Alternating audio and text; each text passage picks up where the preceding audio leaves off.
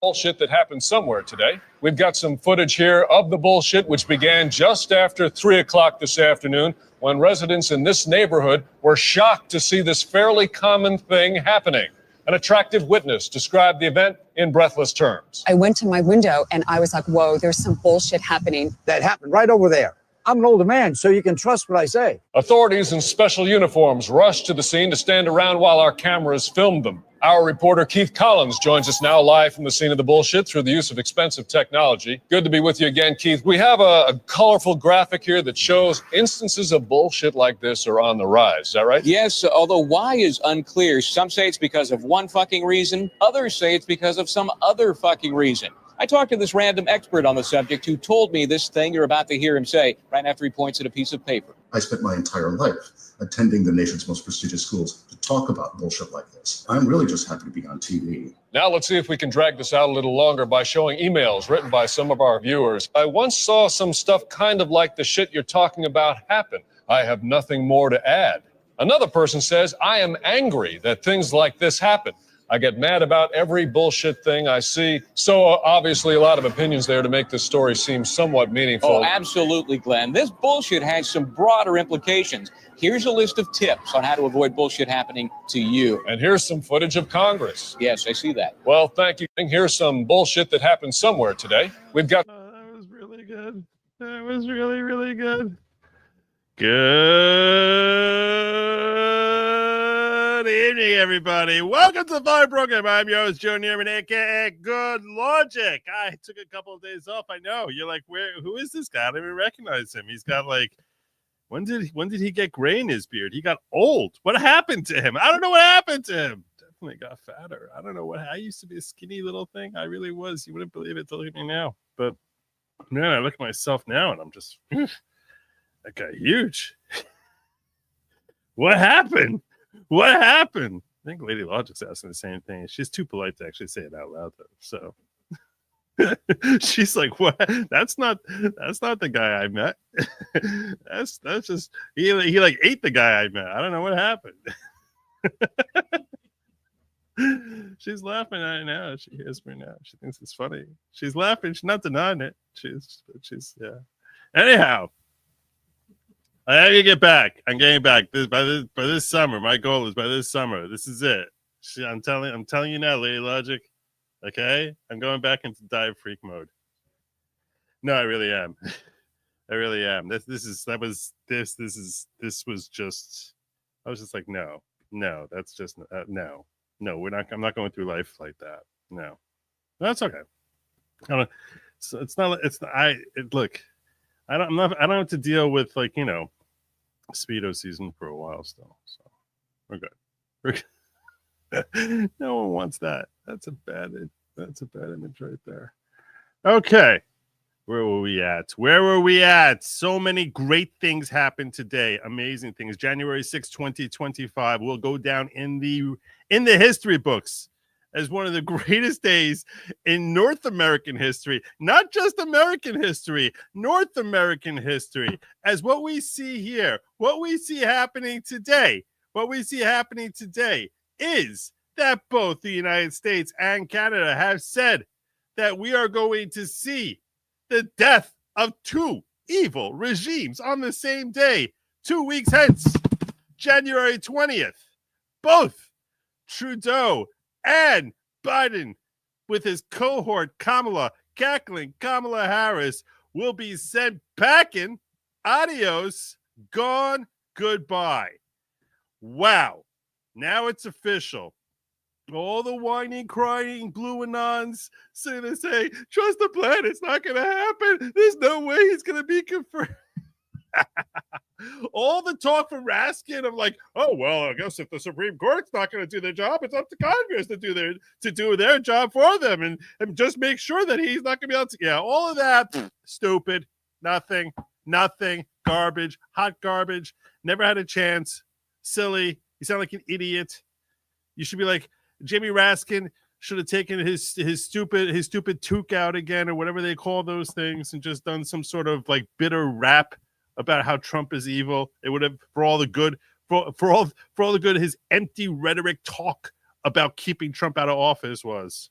Remember those that what he was saying like back February, March. Well, I guess well, no, it was in the summer, right? That's when Trump v. Anderson came out, and the Supreme Court said the 14th Amendment has no bearing on this upcoming election. Raskin's like, well, we can overturn that. Look, if they're not going to do the job, we're just going to start writing some more laws. And I told you, don't worry your pretty little head over it. Don't cry. Don't fret. Don't get nervous about that. That is one thing I can guarantee you will never happen. I said that over and over and over and over and over and over and over again. No one even talked about it. But as of today, January 6th, with his 312 electoral votes, Trump has now been officially confirmed by joint session of Congress, but presided over by Democratic presidential loser Kamala Harris. She has the ignominy of going down in history as only the third known vice president to have to gavel in the victory of her presidential candidate opponent. Last time that happened was when crying Al Gore had to do that for W back in 2001. January 6, 2001 is the last time this happened, 24 years ago. Prior to that, the only other incident that's recorded and known to have happened was that Nixon did it for Kennedy 40 years before Al Gore. I think it's an interesting thing when someone loses a presidential election and then they're forced, since they're the sitting VP, they're forced to actually announce the totals and how they lost. So Kamala Harris breaking that glass ceiling, shattering it, becoming the first woman of color, whatever color that may be. I don't know. I'm assuming it's yellow. Whatever color she is, she's that woman of that color and the first of that kind to gavel in her political opponent as the winner of the presidential election. Wow. If nothing else from what we learned from January 6th, today, by the way, January 6th, my second grandson was born January 6th, 2022, on the first anniversary of 2021. It's a good time as a reminder, and they're good times that are coming forward. There's a few things that we can take away from January 6th that I guess are good. Number one is everyone learned civics. Every American now understands civics, that the election we conduct in November is not really doing it. I mean, it's sort of kind of pushing the needle, but not actually technically making anything official. I think every American is aware of that now. We didn't know that. Most Americans didn't know that 4.5 years ago. I think pretty much everyone knows that now. So I guess that's one thing. That's if you're looking for silver linings. And the other silver lining I would say is we learned a lot. We learned a lot about fraud. We learned a lot about what shenanigans to be on the alert for.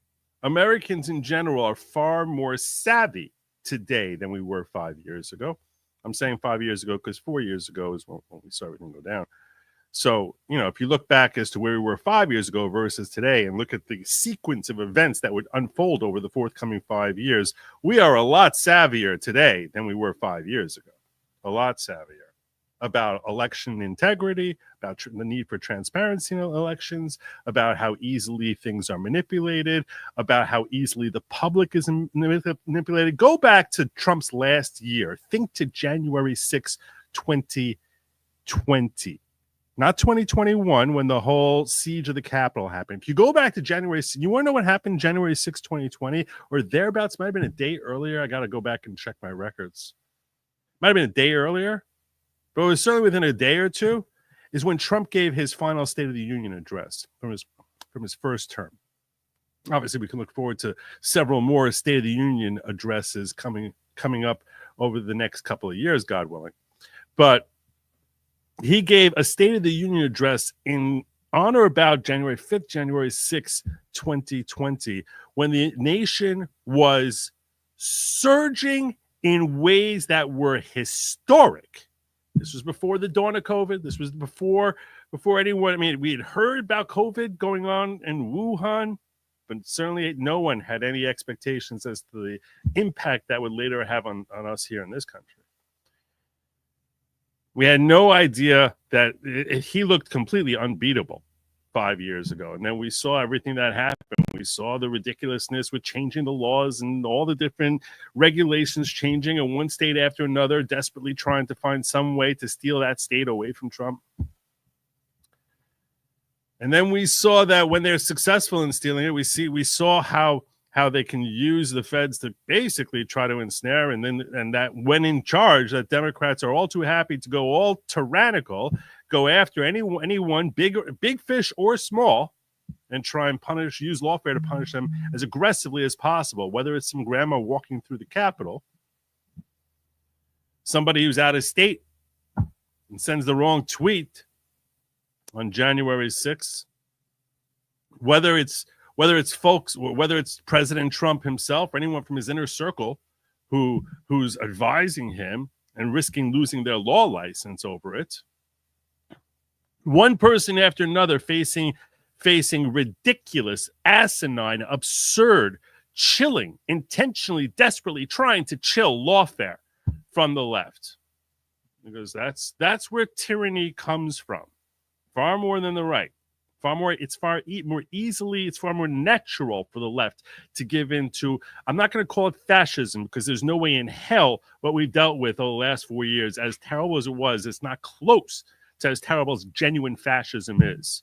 But borrowing from fascistic tendencies in order to be as tyrannical as possible, to intimidate, frighten, scare, silence, strip, bankrupt, and incarcerate political enemies, and whether those enemies were folks who were deemed a threat politically, as far as actually being competition, whether they had a megaphone that was too loud and saying words that they didn't like. Those words could have been related to election integrity, could have been related to various medical issues, but they were going to silence you and silence you and silence you. They had unabashedly the unholy marriage between mainstream media and our federal government, between social media and our federal government, the unholy alliance. We've seen so much terribleness, which never should. These were the promise of America. This is something we would never have to face. We as Americans, we said this is something we're not empowering our government to do. Most of the stuff we saw our government doing over the last 4 years. So we learned a lot. We came a lot smarter, I think. A lot smarter, and we're a lot more aware of the dangers that the left poses. And we certainly saw the ridiculous amount of lawfare they threw at Donald Trump, trying to bankrupt him, trying to incarcerate him, trying to throw him off the ticket. How many different litigations has he been in over the last 4 years? How many different lawsuits? I would struggle. I'm sitting here. I got a channel called the Trump Trial Channel, which nothing is televised because they don't want us to see anything. Not his federal cases, not his state cases, nothing. The only thing that was at all televised was the Colorado hearing and some of the things that happened with Judge McAfee in Georgia. But so much of it that they kept us, we had to sit there and try and get reports from someone who's actually in the courtroom. It was insane how they desperately try and throw them off the ballot in this state, that state, this state, that state, try to come up with whatever ridiculous theories they have, literally changing the laws in the state of New York, changing the law and saying a whole statute of limitation about people claiming that they're victims of SA. We're just going to do away with it for a year. Why? Because, there's some politicians over here at a party that this wacky woman, E. Jean Carroll, is claiming that she was assaulted 20 years ago. She doesn't even remember what year it was. She doesn't remember what clothing she's wearing. All she knows, supposedly, is the store. She has no idea what month, what day, what week, what year it was. But it was definitely Donald Trump. Definitely was. Going on and on about how she has all sorts of weird fantasies and doesn't really remember anything. It seems like the kookiest cuckoo bird. She literally like she's in competition. She's the personification of that bird on Cocoa Puffs. And this is the woman who supposedly Donald Trump, out of all the women to come forward, this is the one that he forced himself on. That's it. This lunatic. That's the one. Obviously. So much, and then for him to say that's not true. This is defamation. You can't make it up. Then you go one indictment, two indictments, three indictments, four indictments, 91 charges, of which he's convicted by a ridiculous yardstick, gagged and silenced. Silence in this case, silence in that case, silence in New York under Mershon, silence in D.C. and the Chutkin, silence by Engoron. Oh, remember that $460 billion thing with $460 million? Excuse me, I don't want to speak out of turn. $460 million judgment for some crime that no one even knows what the heck it was. So, supposedly engaging in fraud and the machinations as far as twisting the law this way and that way. We try and say how this is actually a violation of Executive Law 63. Say this is fraud when no one's complaining of fraud. When every businessman in New York is saying, oh my God, if they could do this to him, I can't do business in this state. But Attorney General is saying, no, I need to stand up for New York. Otherwise, people are not going to come here to do business. Literally chasing business out. But frankly, that's actually what New York is exceptional at. They're exceptional at chasing business out. That's kind of what they live for. That's kind of what they live for. If you check out their new congestion pricing that they have in the city of New York, which went into effect this weekend. Literally chasing people away, because that's what leftist policy does. It's like, we're going to make your life so miserable. You definitely do not want to live here. You don't want to live under our thumb, because we're the very kind-hearted people who are just going to make your life completely and totally unlivable. So these are all things we've seen unfold over the last 5 years. None of this, we all speculated about how bad it would be. None of us knew just how bad this would be. None of us did. And frankly, it could have been worse. It could have, you can say in certain degrees we're lucky. The abuse, the abuse of, the ridiculousness of this guy pardoning his own son. The only reason Hunter Biden was charged at all, let's be fair, the only reason he was charged at all was to try and give justification to his DOJ that they're quote unquote fair and no one is above the law. So in order to make it look as if the DOJ is reasonable, they said, we're going to let the biggest charges against him go, come after him over this ticky-tacky nothing thing deal, try and work some sort of deal with him that the judge is like, this is not even a legal deal. This is so beneficial to him. It's so ridiculously favorable to him. It's not even legal the way you're looking to structure this thing. Whole deal falls apart, and he ends up having to plead to tiny little nothing charges after they let some of the charges run on the statute of limitations. What does Joe Biden come out? He comes out, he says, I'm pardoning because the DOJ is weaponized. Really? Your DOJ is weaponized? I didn't even know. What a shock. The only shock is that he actually said it out loud. So we learned a lot. We learned a lot about how ridiculous the left is. A great deal. Not an extraordinary amount about how crazy the left is. And now that all that terribleness, all the lockdowns that we saw, I know there were lockdowns under Trump, but all the requirements we had, all the silencing and oppressive censorship, all that other stuff, it's officially gone. This is it. We're in the death rattle. This is the death throttle. Is it throttle? Death rattle. Death rattle. Death throttle. Throttle? Rattle. Death rattle. Death rattling? Death is definitely not doing good. Death is struggling. Death is struggling. Thank God. No, I'm gonna call it the death throttle. Definitely going with throttle. Death throttle of leftist tyranny in both the United States and Canada at the same time. I say, God bless you, our Canadian brethren who have been living under the yoke of oppression known as Justin Trudeau for God knows how many years. God knows. I don't know if you're salvageable anymore, frankly. I'm not sure you're salvageable. So that's basically that's my show. That's all I got. I appreciate you joining me. I'll see you all tomorrow. Take care. Out of here. I'm out of here. No, we got more to talk about. I got a lot more to talk about. Don't ever let me hear you see speeches. Don't. Skiz Spivak, Esquire. Now a member of the following. Welcome, Skiz. Welcome. Welcome. God bless. Hold on. When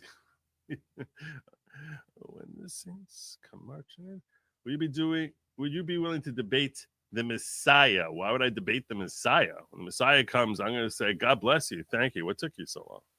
So why would I be debating him? Bam! God bless you. Hit me with the 20. Best part of line season. Oh, here we go. I knew this was coming. I knew this. I was actually rooting for the Vikings yesterday just because I was like, I'm going to get cars in depth there. Next time I go on there, I'm going to be hearing about the Lions and Jameer Gibbs and Amon-Ra St. Brown and whatever. Okay.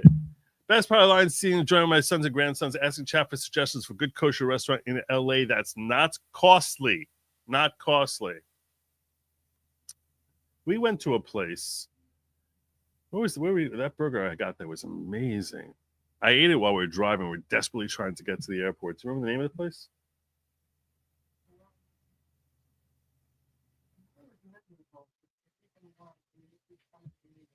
The name of it, she's saying, was memorable. I don't know if you guys can hear her. I doubt you can. I have no recollection at all. No recollection whatsoever. No recollection. All right. Liz asks, will Trump be able to get rid of or modify all the horrible judges and DAs that Soros has planted? No.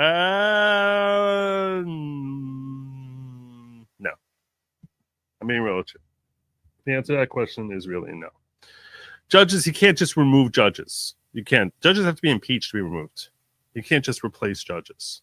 They have to be impeached. You could flood in more judges. You can do that. You can flood in judges.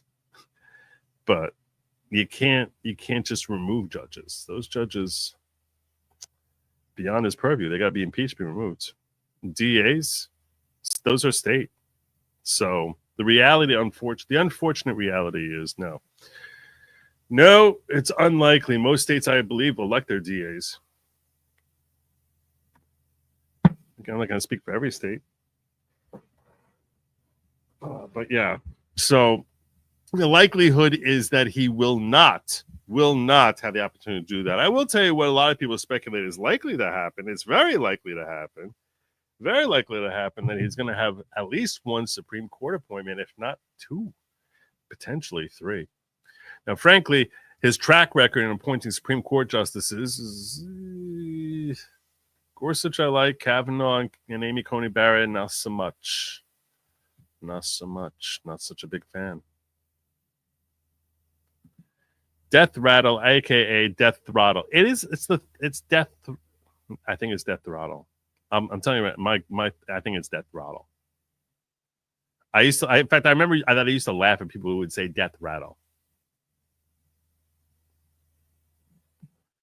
Kathleen Menges says, I learned so much over the past 10 years. Everything I was depending on and thought I knew as fact was just BS. Truth and liberty rules. Yeah, this is true, Kathleen. This is true. We have all woken up over the last 10 years. We all have. We really were awakened to just how little of our establishments are as bedrock reliable as I think most of us genuinely trusted it. Genuinely trusted. We trusted in that the Constitution, everyone is going to support the Constitution and uphold it, and not try and twist it into ways that are bizarre and beyond reason. We trusted our police force. We trusted our government agencies. We all made that mistake. We all look, maybe you, I'm not talking to Kathleen saying she learned so much. So Kathleen is in the same boat as I am. Maybe one or two of you out there were shrewd enough to see through all of the garbage as long, before 10, 15 years ago. And if you do, I applaud you. I said, you're good on you. Good on you. Because they're horrifying. They're horrifying. We used to think that we could trust the FDA, we could trust CDC, HHS. We used to think we could trust the FBI, the CIA, that we had a frustrating but trustworthy relationship with the IRS. Kind of intimidating, but at least that they were working with integrity and fairness toward every one of us. Trust that there was logic behind having a Department of Education. All of these agencies have basically that Homeland. We had trust in Homeland, right? I mean, the Patriot Act, when the Patriot Act was enacted, I was amongst those who blindly and stupidly cheered. I did. I can see the error in my ways, and I think most of us now, you don't have your head buried in the sand. You start waking up and saying, this doesn't make any sense. This doesn't make any sense at all. So yeah, a lot of us have woken up. Skiz, glad to be aboard. This is the real Canadian good stuff I spent to join. Oh, the Canadian money. Oh, I got some Canada stuff for you tonight. I got some Canada stuff for you, Skiz. I got some Canada stuff for you, including hearing from our favorite Canadian. I plan on playing something from him. Nurse Kimmy here. A death rattle is the noisy breathing that occurs in someone near death. Fluid in the upper airways is the cause.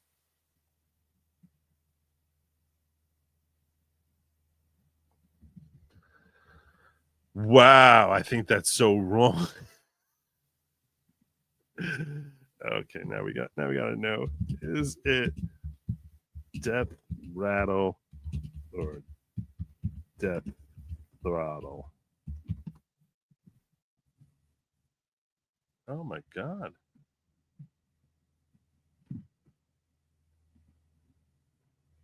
Mm-hmm.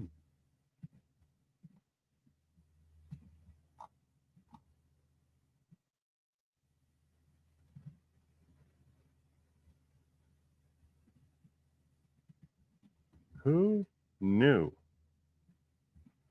I'm not one that knew. Look at this.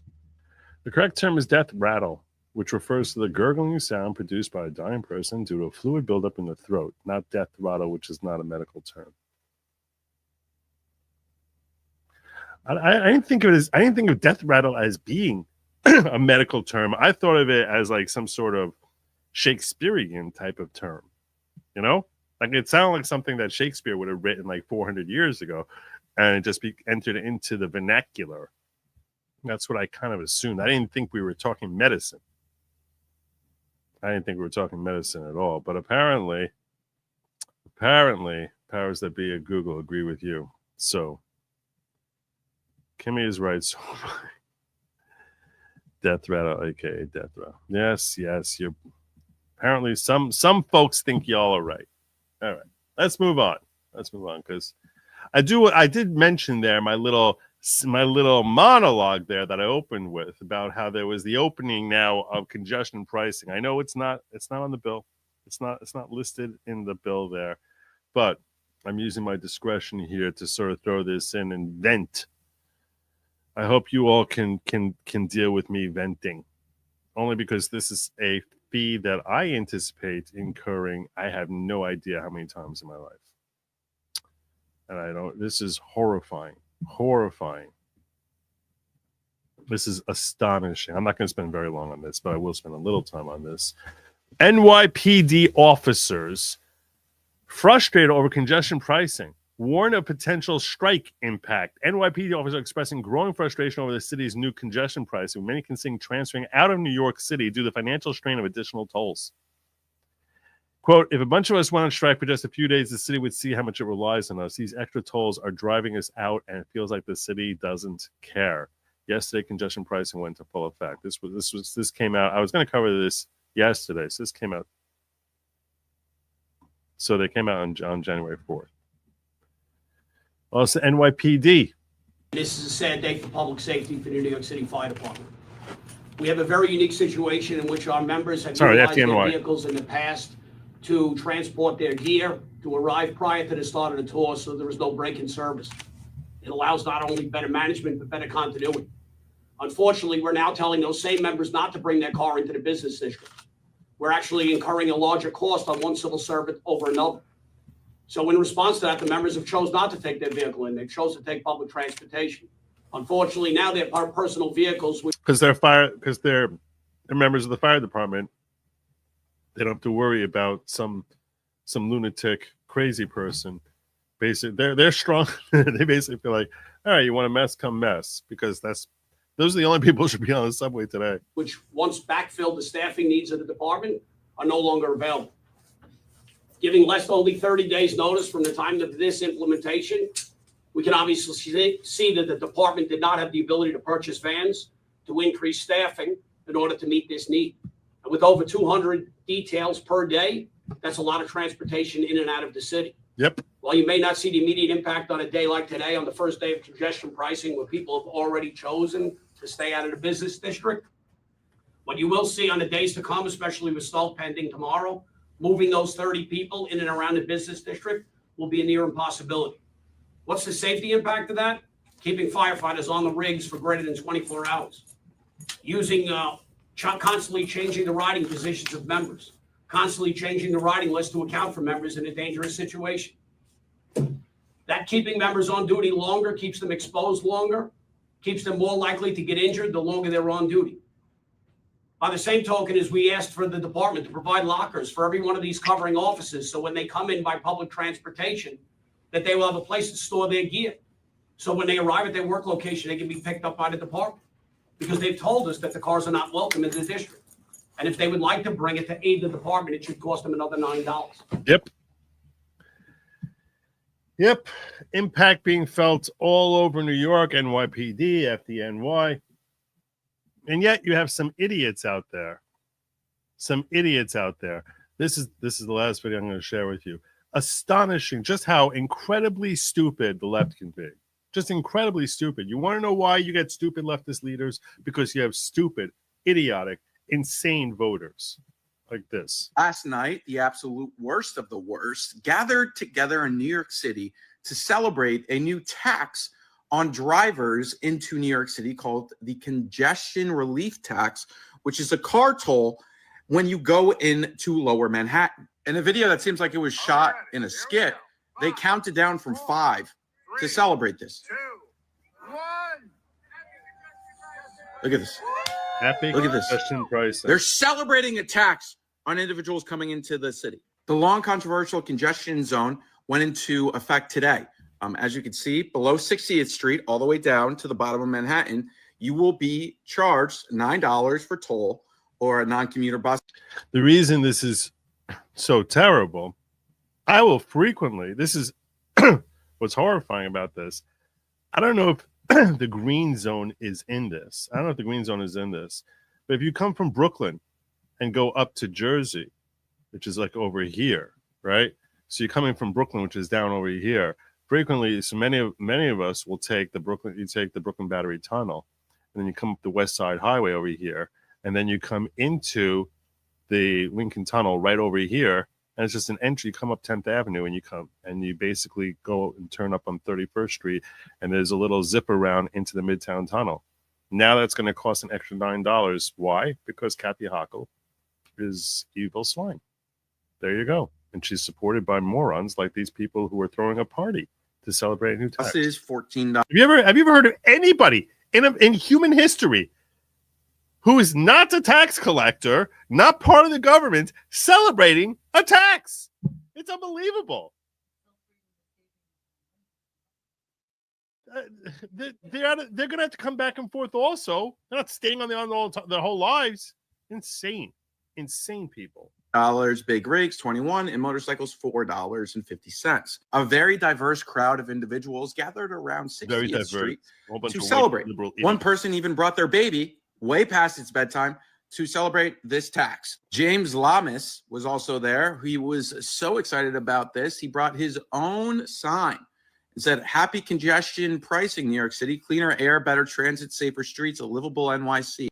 Oh my God, it's finally happening, says Sam. After 5 years of environmental studies, lawsuits, and various federal approvals, congestion pricing will begin tonight. What he didn't mention was the millions and millions of dollars that Uber and Lyft helped push for this legislation to be put into effect in Yeah, because they figure that this way they'll be able to, there's fewer people who are going to have cars, a lot more people are going to need Uber and Lyft. So that's why Uber and Lyft were pushing for it. New York City. Not everybody is a fan of this, as the FDNY union slammed newly implemented congestion tolls. And other people pointed out that although this may be good in theory, this tax will come down on people that unfortunately cannot afford to pay these tolls every time coming into Manhattan. For people with a lot of money, the $9 isn't going to really, affect their bottom line. But a lot of the New York City workforce that works in Manhattan, in the surrounding areas, the boroughs, Long Island, Jersey, will now be forced to take the trains, which I'm sure will not result in the MTA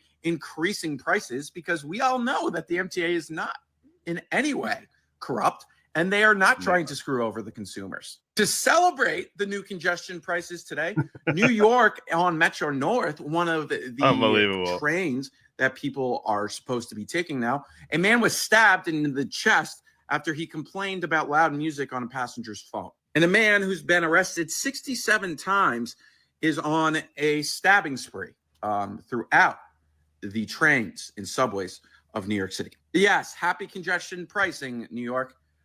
Jerry Nadler is very excited about this. I've long championed congestion pricing, and finally the moment is here. I'm sure he will not be using his car anymore. I'm sure he will be using the train and not his car that doesn't have to pay tolls. Penguin. There you go. There you go. This is why we can't deal with the left. This is why. This is why. All right, so let's get past this. You knew?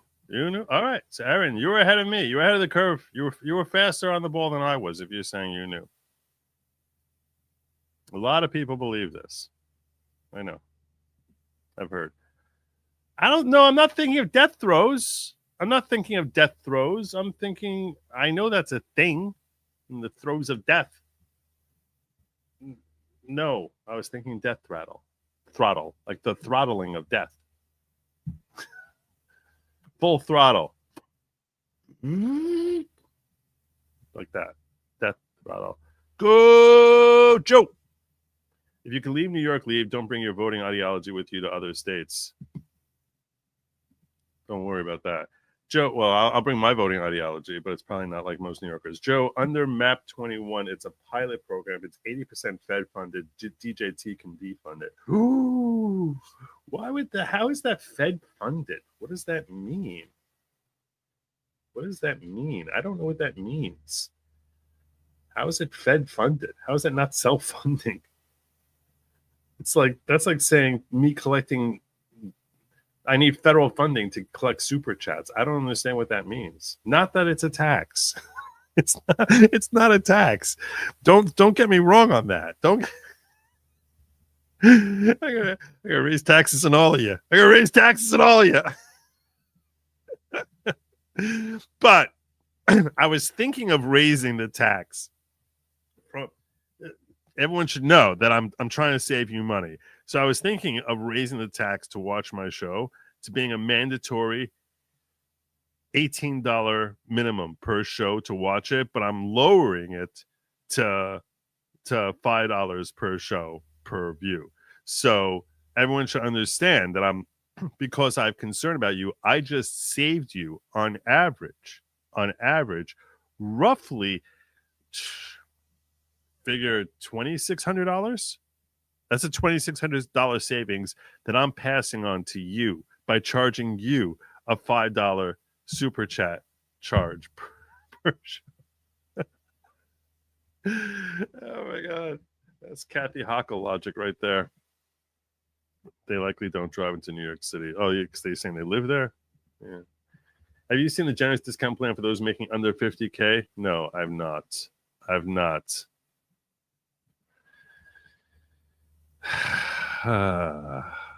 It's a joke. It's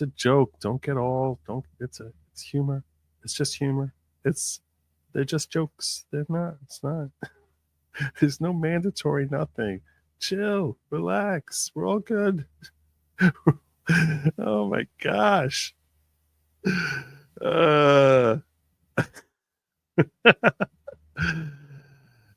right.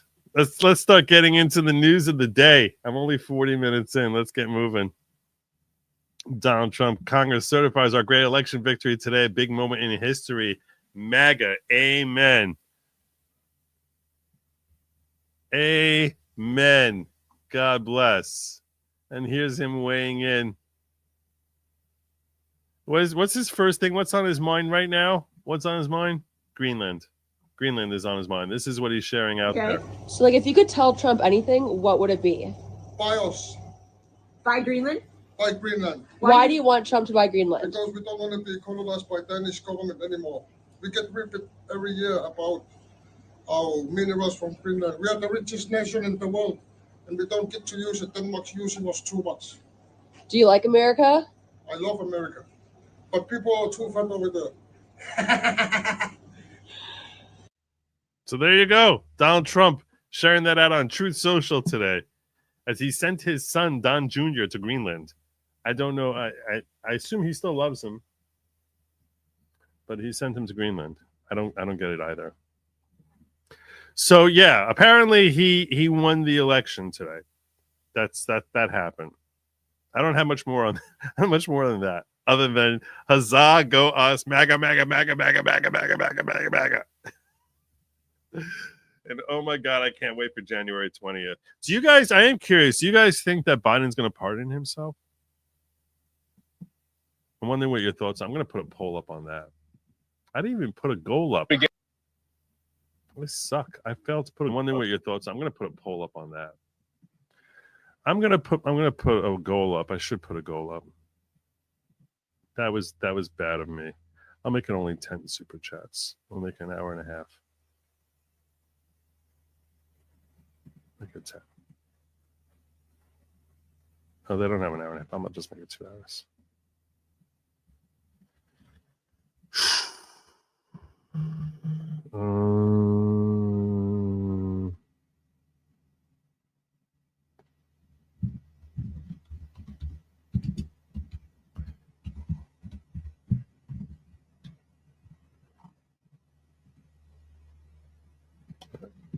There we go.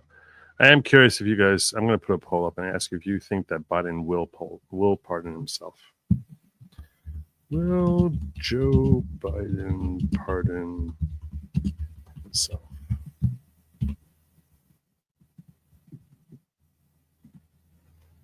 It takes brass balls. You gotta admit, it takes steel cojones. Let's talk about Justin Trudeau, the infamous, notorious, one and only alleged son of Castro, Justin Trudeau. Here he is a couple of days ago. Listen to the reception he gets from the audience.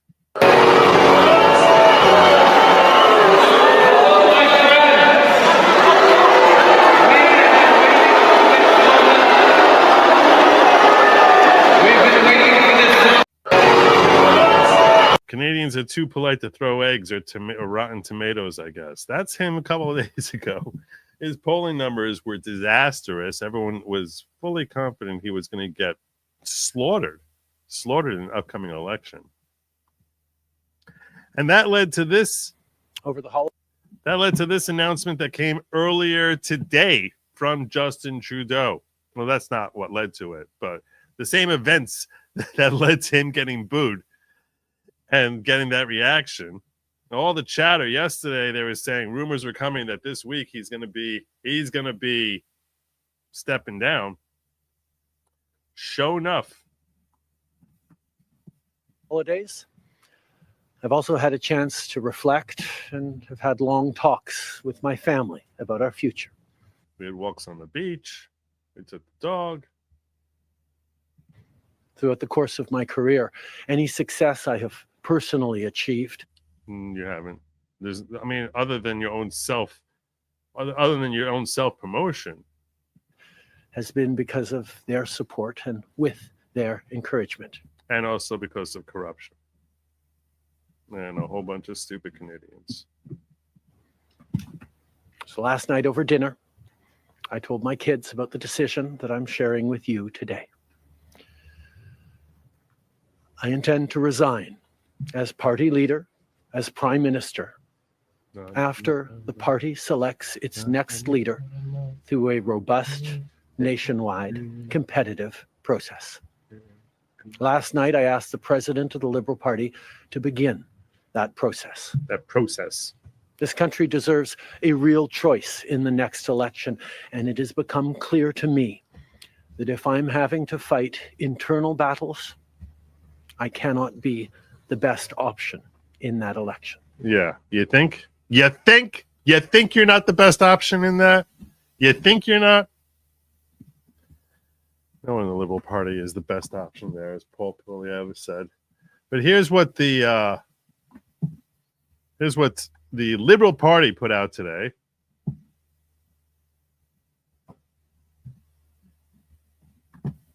Their statement that they came out with today was, today Justin Trudeau announced his intention to resign as leader of the Liberal Party of Canada in accordance to the Liberal Party's constitution. I'll call a meeting of the National Board to be held this week to begin the nationwide democratic process of selecting a new leader in the party.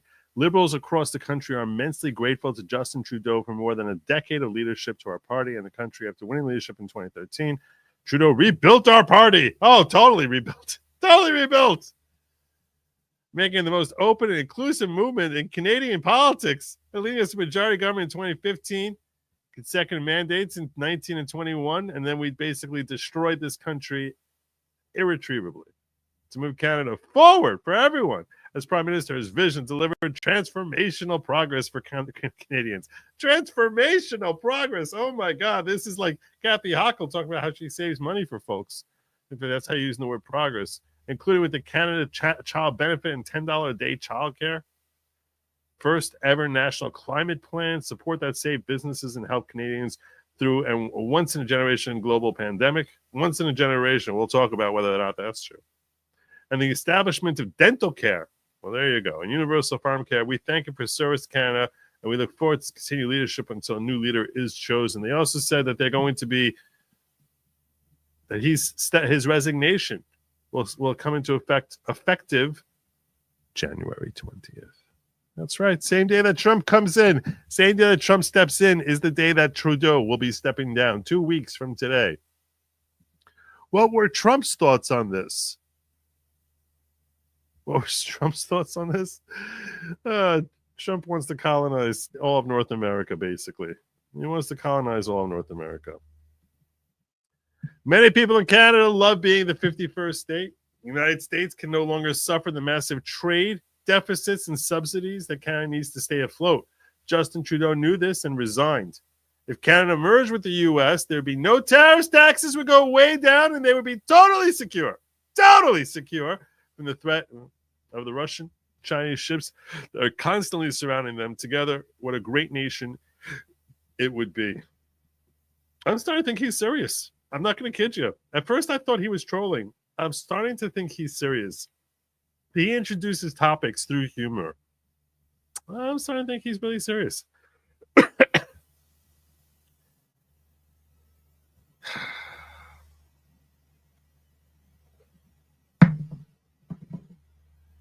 Like every deal, it all depends on its terms. I'll tell you right now, if they're going to serve as some non-voting province, if they're willing to take that subservient role, I'm down.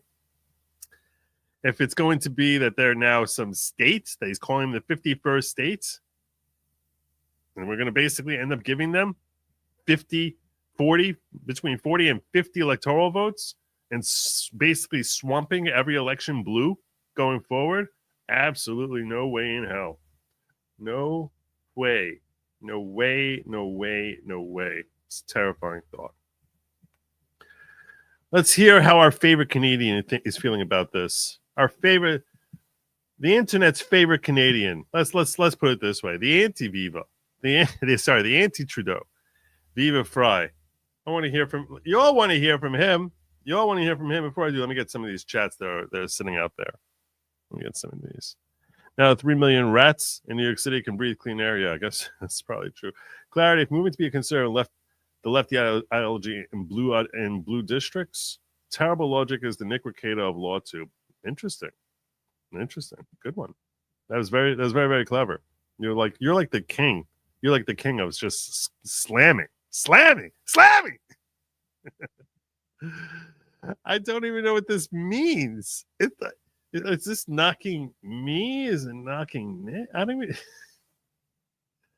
It's a thinker. All right. Rush Limbaugh started much of this skepticism. That's true. He did. Can I get a tax break on 2 $5 checks? Well. Then we'll let you pass it on to someone else. Pass the savings on to someone else. Biden has done a lot, including pardoning disgusting pervs as well as blocking Trump from digging for oil. So he didn't block anything. I know the left is all sitting there. In case he signed some EO, basically, like taking away some sort of federal lands or something, which was designed to stop Trump from being able to drill. And I'll tell you right now, there's no such thing as an EO. There's no such thing as an EO that impacts an incoming president. That's just ridiculous. Steel cojones like giving Hillary and Soros Medal of Freedom. LOL. I don't worry about this. I don't worry about the medals of freedom. Here's the thing to me. I don't even care about that. I don't care about that. Let me explain something to you. Let's talk about the whole medals of freedom thing and who he's giving his stupid medals of freedom to. Okay? The best analogy I can give you is in sports, you have your Hall of Fame, right? So the Hall of Fame, a lot of people make a big deal about the Hall of Fame. Now, frankly, the Hall of Fame, you have your Rock and Roll Hall of Fame, you got your Football Hall of Fame, your Canadian Hall of Fame, your Baseball Hall of Fame. And you can have sort of, it's less than a Hall of Fame when you talk about a Medal of Freedom, because it's something that people will forget about a week after it happens. But it's a recognition from someone, in this case a president, of you're okay in my book. It's so meaningless. It's nothing but an empty platitude. A medal, I mean, what the heck is a Medal of Freedom other than it's a you're okay in my book? It doesn't. So you got a you're okay in my book from the President of the United States. It's the most meaningless, stupid. It's designed to feed to assuage the insecure. It's like giving someone a title, a job title, and giving them no promotion, no financial benefits, no improvement in their lives whatsoever, but now they have a fancier title. Now, this is very different from military medals. This is very, very different from military medals. And the reason it's very different is because military medals, these different various medals of valor that are given to our servicemen and women, brave and noble, and defenders of freedom, who are awarded various medals of honor. They're in an atmosphere, the atmosphere of their day-to-day existence, their entire career is built around, we have a dedication towards a certain objective of service to our country and defending that which our country believes in. And now our country is recognizing our efforts in that particular vein. And that's why in those areas, to me, medals are very, very significant, very important. And those are, by and large, somewhat tangible accomplishments. You can point to some moment of valor that the individual engaged in and say that this was something that we, the United States of America, recognize as being significant and does not deserve to ever be forgotten. And that's what those honors, those ribbons, medals, all of those honors are incredibly significant. Stark contrast from some Lifetime Achievement Award, which is given by President X to some individual who they like. That is a stark contrast, because that is like your empty Hall of Fame thing. But it's not even like a Hall of Fame. A Hall of Fame people visit and they come and see, and they're like, oh wow, let's remember this player who was, you know, such a legend on the field. This is something no one sees. No one sees Medal of Freedom. So the only way that it's really only significant to people who think, because it's not something that is truly earned, it could be gifted to anyone. He can give a freaking Medal of Freedom award to Hunter Biden. If he's so inclined, give it to James Biden, give it to his whole family. So he can cheapen it that way. And the only way it really has any significance is to the insecure people who feel as if their feelings are now all heightened for 10 minutes because they got this recognition and validation for doing nothing notable, or those who feel triggered by it, by seeing it happen. But there's no reason you should feel that triggering, because you just recognize the emptiness. Is like, this is like, you know, this really corrupt person giving another really corrupt person like Liz Cheney for their corrupt service a ridiculous award. If anything, it's just a reflection about the emptiness of who Joe Biden is, rather than actually a reflection of the greatness of the individual awardee. So that's why I say he gives his stupid medals to Liz Cheney. I don't know if she's allowed to wear in prison or not. Hopefully we get to find out the answer to that question. But give it to Liz Cheney. Give it to Soros. It's fine. It's fine. Give it George Soros. Give it to Hillary. No one can name a single accomplishment Hillary Clinton has ever had, other than escaping from one scandal after another and apparently seeming unscathed until she actually has to, you know, win an election on a federal level. But yeah, don't let it bother you. Don't let it bother you at all. What do you make of the 55 stars U.S. flag on Trump's private plane? There's a theory American Samoa, Guam, Northern Mariana Islands, Puerto Rico, and U.S. Virgin Islands become states under Trump. I don't know. I can't even speculate about it. It's an interesting theory. I have no idea. I didn't even know that there were 55 stars on this flag. American Samoa. Is that I know that they have delegates when it comes primary season. Is that really even a place? I know Bloomberg won American Samoa. That's, remember when he was running 4 years ago, that he won American Samoa. Guam, Northern. I have no idea where the Northern Mariana Islands are. Like, I seriously don't even know if that. I'm guessing the Pacific Ocean, but if I don't know. I have no idea. No.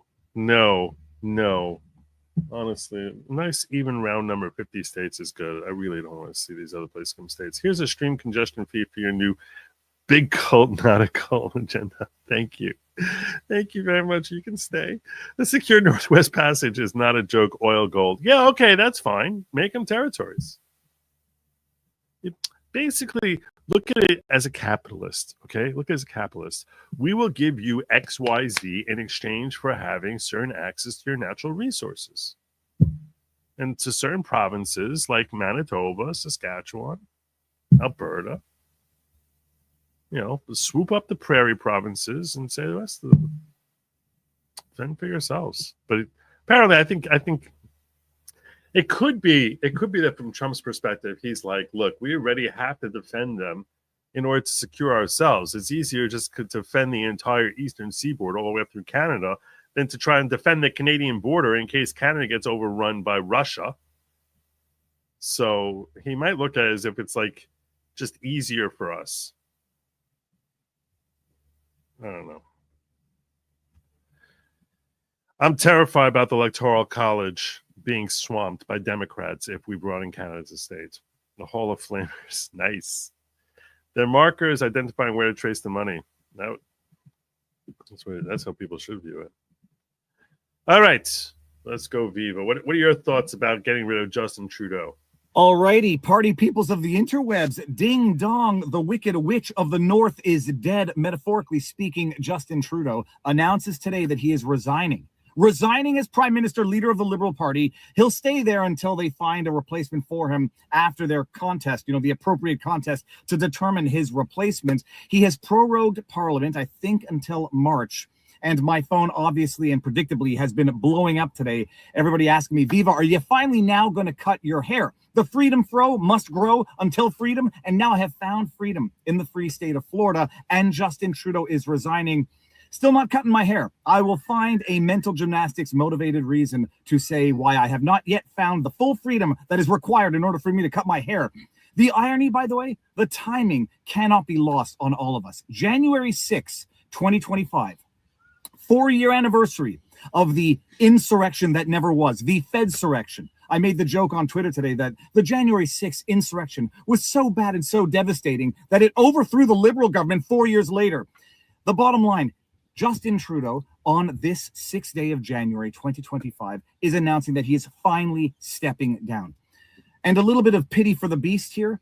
Can you imagine being Justin Trudeau and there is literally not a person on earth, and I think I'm not exaggerating, there's not one person on earth who is sad to see that piece of detritus go. Not one. Chrystia Freeland, his partner in crime for the last however many years, puts out a little tweet. Oh, we wish Justin Trudeau the very best. The very best prison cell is what he deserves. I don't even think his now ex-wife is sad to see him go. I mean, she's probably...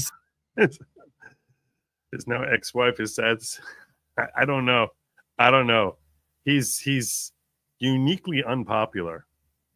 Be interesting to see an election between Hillary and Justin Trudeau. Sad to see him go in a way because she's going to have to maybe spend more time with him on a personal level. Okay, jokes aside, there's not a person on earth who is sad to see Justin Trudeau go. That is how loathed and reviled Justin Trudeau is. How do I feel about this? I mean, it's a little bit of too little too late, but better late than never. The man has had a decade, virtually a decade. We're on the cusp of a full decade to destroy Canada the way he's done it. He has not quite turned Canada into the basic dictatorship of China, but that's only because there's a group of people, truckers, I'm looking at you, who refuse to be governed like slaves. But he has done his very best to turn Canada into a fully communist-style country. Censorship, undue punishment for protesting the government. Justin Trudeau has destroyed Canada. The only question is, can Canada ever come back? So Justin Trudeau is going to resign. There will be, by all accounts and by my own prediction, a majority Conservative government after the next election. And that's fine if you like Pierre Poilievre. In the polling, the Conservatives have 40%. The next biggest party is like 20%. So that's why everyone is confident that Paul Plandemic, whatever he's going to say it properly, who's the leader of the Conservative Party, is about to become the next prime minister, because whoever has the most seats, the leader of that party becomes prime minister.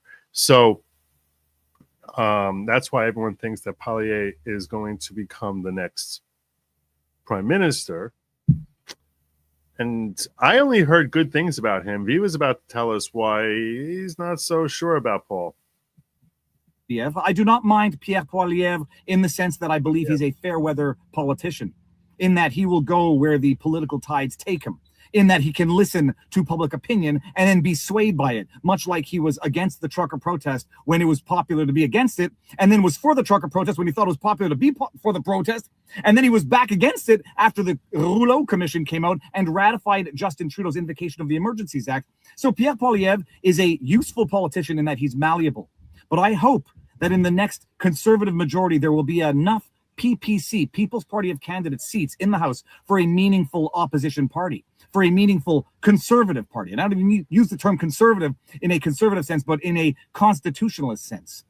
The bottom line, however, he ran, in case you don't recall, he ran for a seat under the PPC before he moved down to Florida.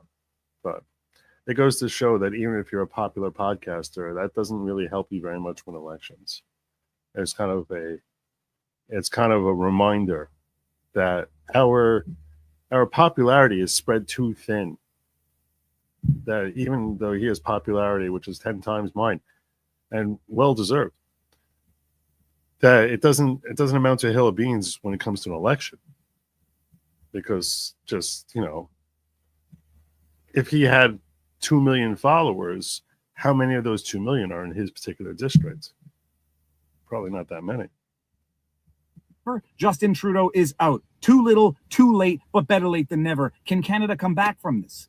Jagmeet Singh, scumbag extraordinaire, takes to Twitter now, and he's gone on the offensive. Jagmeet Singh, who has propped up Justin Trudeau's wholesale destruction of Canada for the last 2-3 years. He propped up that government just long enough so that traitorous bastard could secure his federal pension. He's now on the offensive, now saying, come to the NDP, the New Democrat Party. We're the party of the people. They are the party of corruption. They are the party of the wholesale destruction of Canada as well. I put a lot of the blame on the Conservatives equally. But the bottom line is Justin Trudeau is out. Who's going to replace him? Be no better than Justin Trudeau. Might be slightly worse in that it will not be a person that makes you want to puke whenever they open their mouths because of the sound of their voice and the coif of their hair. Hashtag no confession through projection. I appreciate the criticism that people can make of me. But it'll be a little bit better than Justin Trudeau. The man has to resign in order to salvage whatever dignity is left. And that's none, in my humble opinion, of that Liberal Party of Canada. So there you go. That's you can watch the rest of it on Viva Fry's channel, but I just wanted you to hear his primary thoughts about Trudeau stepping down, seeing as how he's the first one I ever heard screaming about Trudeau. He's the one who introduced me to the horrific nature of Justin Trudeau. So with Trudeau on his way out now, I thought it was fitting for me to share with you his thoughts about his resignation.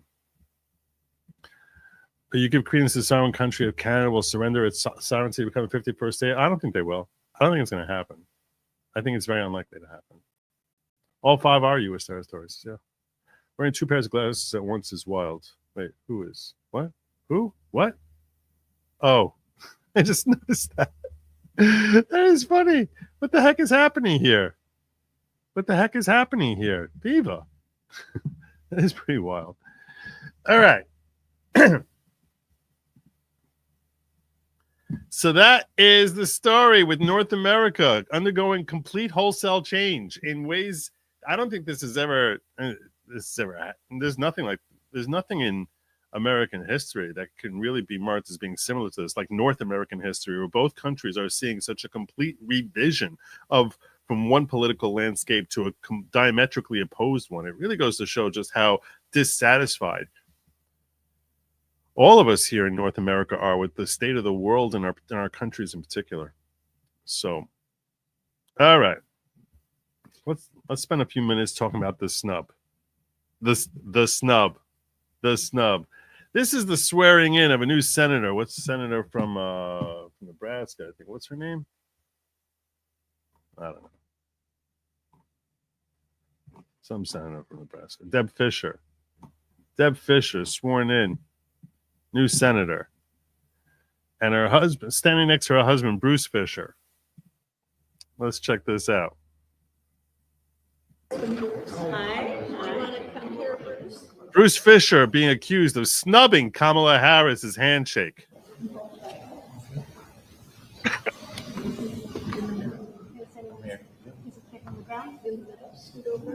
No. Okay, we're fine. Don't worry. Okay.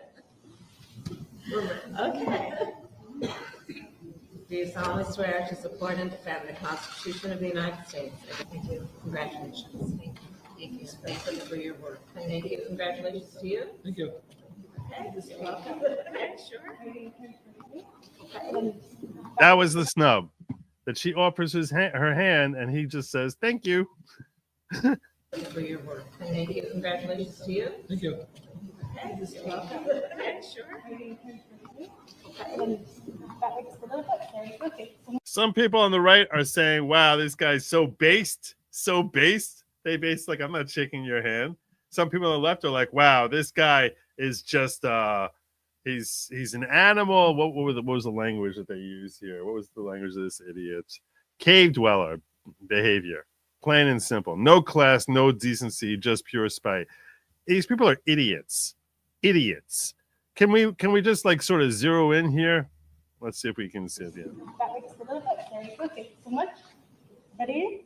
1, 2. Look at his hand.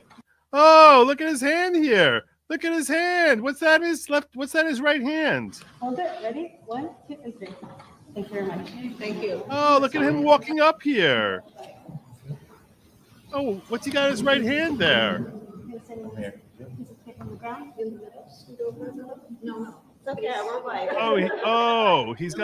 He's got a cane there. Yeah, he's holding a cane.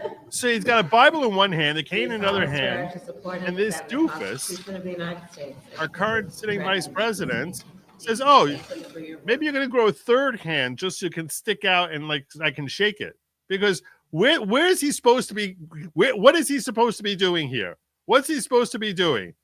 Well, I mean, it's almost rude. It's like she's so self-involved that she's like, "Oh, you have to shake my hand. You have to shake my hand." He's holding a cane in one, a Bible in another. What's he supposed to hand her the cane? Thank you. Congratulations to you. Thank you. He says thank you politely. And he still has the cane. Very good. Thank you so much. Ready? 1. Look at his hands. Hold it. Ready? 1, 2, and 3. Thank you very much. Thank you. Okay. Yes, that's not a mark of class by her or lack of class by him. It's not a matter of him being based and saying, "To heck with you. I'm not shaking your hand because you're Kamala Harris and you're vile, even though you are." It's not anything. It's not anything. The guy with his hands full. He's holding 2 shopping bags. She like offer his hand to him. Oh, he's not shaking her hand. Wow.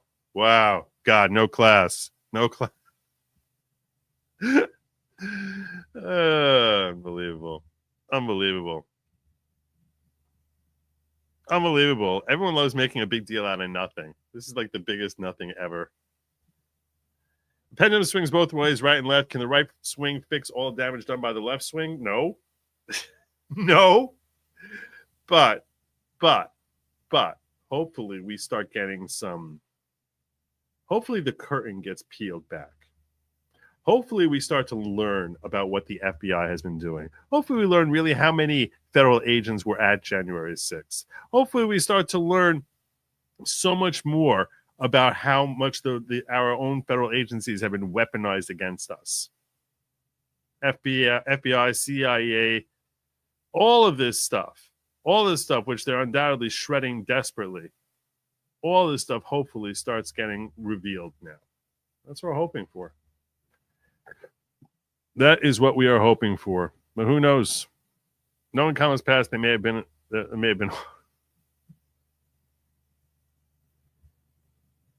I see what you're doing. Cackling Kamala's Joe Biden moment, telling a man in a wheelchair to stand. Yeah, that's so stupid. So stupid. Not for idiots. I can't. All right, that's all I got on that. So we'll keep that short. There's not much more I can give you on that. I missed earlier, by the way, there was a couple of rants that came in. Uzelian said, "Joe, I've been wondering for a while what happens to people who took plea deals since Stacey got removed if another place doesn't pick up the case." When you say plea deals, when you say Stacey got removed, I don't know what that means since Stacey got removed. I'm a little confused by that, Uzelian. Since Stacey got removed. People take plea deals. I mean, we're dealing with that with Fisher. I don't know if you're referring to.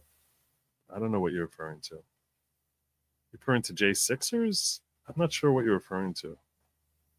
Hands One says, "Got to keep the poor out of Lower Manhattan." Apparently, it's like the second coming of Martha's Vineyard, I guess. Trust me, there's a lot of poor folk there. Viola Price is Biden so close to his own rattle. I wouldn't be surprised if he did pocket pardons for him and family members. So you think it's going to be pocket pardons? That reminds me, I should go check out. I'm going to give you one of these, Viola. Just because I can. Let me check out my poll here. Almost 80% of you, 79%, believe that Joe Biden is going to pardon himself. Wow. 500 votes. 500 votes, 79% of you saying he's going to pardon himself. It's an audacious move. It was an audacious move. Audacious. I think he will too, though. I'm with you guys. I think he's going to do it. I'll tell you something else. Part of me hopes he does. Part of me hopes he does. Speaking of pardoning, you know, Trump's sentencing is scheduled now in the New York 34 convictions. Is sentenced to occur on January 10th, which is 4 days from now.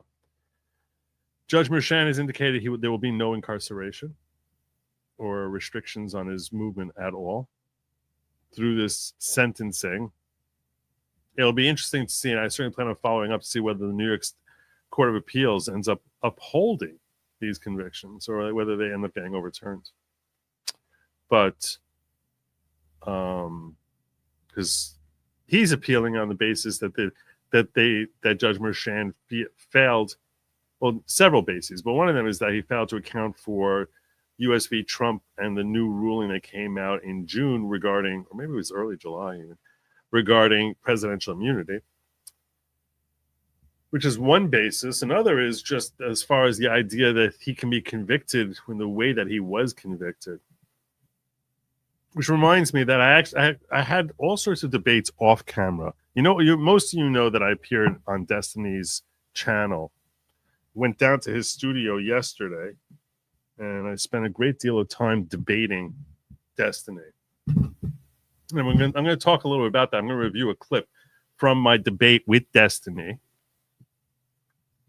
And you'll see, I'm going to break down for you exactly how he argues and where it is that I think that I made a mistake for actually just allowing him to do, even though I tried stepping in the way of it, that I didn't do it enough. Which, if I go back there, I think I'll be more aggressive about certain elements of it. I'm going to break down for you what I like about what I did, where I think I should have done more, and just break down for you. So just clip by clip within a 15-minute time span, so you could just see and sort of digest what is happening during the course of the argument and how I don't think it's effective debate. I don't think it's a matter of trying to win an argument, not actually prove a point. It's a matter that he was like trying to slay the opponent rather than actually prove a point and give an opportunity for his fans to say, oh, yay, huzzah, you won. And I don't think he actually got as much of that as he was hoping for. So, but they did say they plan on having me back.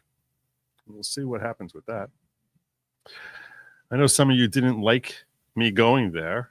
You think I'm validating him or that I don't see the downside in going there. It's not like I'm making his channel bigger by going there, right? I mean, there's a mutual benefit there where I get to serve as his foil. He ends up getting my name out that much more. So I don't see the downside other than my own time and energies. But as far as the downside, it doesn't harm any of you who say, oh, you don't want to watch this, so just, don't watch it. So I'm not the Truman Show. You don't have to watch me 24/7, right? So, yeah. Any update on the ungag Trump was sentencing on the 10th? I know I was referenced in his order. He issued an order last week. Good Lawgic versus Merchan was referenced. He was almost trying to tout the fact that the Supreme Court refused to take my case up. It's a complicated scenario. I'll lay it out for you over the forthcoming week as to like the status of that. I'll lay it out for you within the next few days, but I sort of want to hold back and maybe talk to some people before I break it down any further as to like where we're at on that. If the U.S. Supreme Court does not step in, stop this nonsense, lawfare, the republic is dead.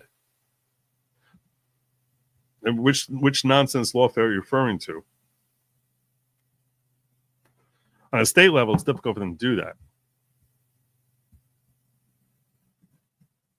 He's not going to King Trump. Don't worry about that. He's not going to do anything. Problem with Destiny is he's a paid bad actor, no logic. Well, we'll look at it soon. I want to cover the bird flu thing first, and then I'm going to get into the Destiny thing. Revoke Merchand's citizenship, deport to Colombia. No comment. No comment at all. All right. Let's talk about this bird flu thing.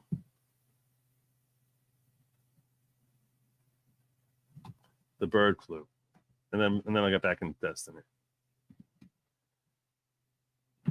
So, several hours ago, it was reported, some of you may have heard of this bird flu thing, a Louisiana resident has died after being hospitalized for a severe case of H5N1 bird flu.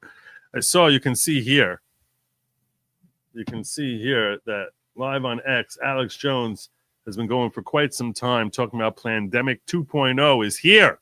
Plandemic 2.0 is here. I haven't really been listening in on his claims about Plandemic. Plandemic, in case you're unfamiliar with the term, is a reference to triple letter agencies taking control of citizenry by using a propped up excuse of some sort of medical issue.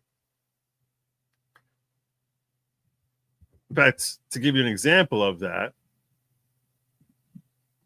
there are two main things there's this kind of talk here that they should be doing in the days that they have left. The first is to get tested. I want to be clear. I'm not giving any medical advice. All jokes aside, I'm not giving medical advice. I don't know anything about medicine. I don't know anything about bird flu. Don't take medical advice from me, from her, from anyone, blah, blah, blah, blah, blah, blah, blah, blah, blah. YouTube wants me to tell you I'm not a doctor, and I am. I'm not a doctor. Go YouTube. Yay! But this woman is talking stuff out there. I feel like we should have learned our lesson from COVID that just because we aren't testing, it doesn't mean that the virus isn't there. It just means that we aren't looking for it. Don't worry, we learned our lesson from COVID. We should be having rapid tests, home tests available to all farm workers, to their families, for the clinicians taking care of them so that we aren't waiting for public labs and CDC labs to tell us what's bird flu or not. And the second very important thing is, this is not like the beginning of COVID where we were dealing with a new virus, we didn't have a vaccine. There actually is a vaccine developed already against H5N1. The Biden administration has contracted with manufacturers to make almost 5 million doses of the vaccine.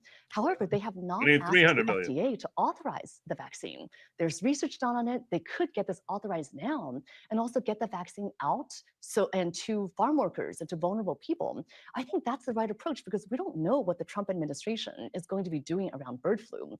If they have people coming in with anti-vaccine stances, could they hold up vaccine authorization? If they don't want to know how much bird flu is out there, could they withhold testing? I mean, that's a possibility. And I think the Biden administration in the remaining days should get testing and vaccines widely available so that at least it empowers state and local health officials and clinicians to do the right thing for their patients. Dr. Wen, is bird flu in humans super dangerous? Well, the World Health Organization estimates that in prior outbreaks of the bird flu, that the mortality rate is 52%.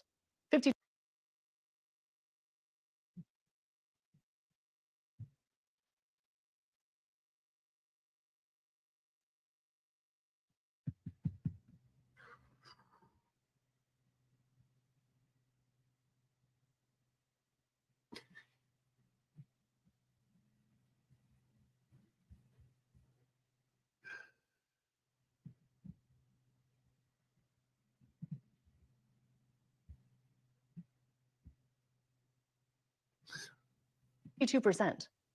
However, in this most recent outbreak, it seems that most cases have been mild, and maybe some people even have asymptomatic infection. But the question is, we don't know what happens when bird flu affects more vulnerable individuals. People infected so far in the US have been mainly farm workers who are working, presumably generally healthy, as opposed to what happens when you get to children, to pregnant women, to older individuals with chronic illnesses.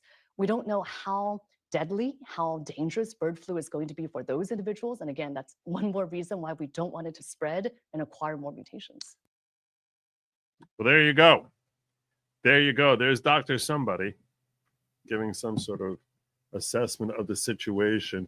Now, this Axios thing, apparently, is a little bit alarmist, some would say. Some would say it's a little bit alarmist because if you actually read in the article, and those who have, which I have not, so this marks the first bird flu human death in the U.S. The patient was over the age of 65 and reportedly had underlying medical conditions. Oh. So that's sort of, some people had comments. Different people had different comments. I don't know if any of these comments are accurate. Lots of comments people had.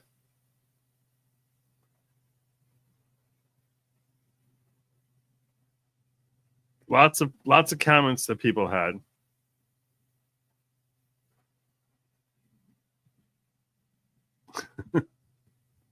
Lots of comments.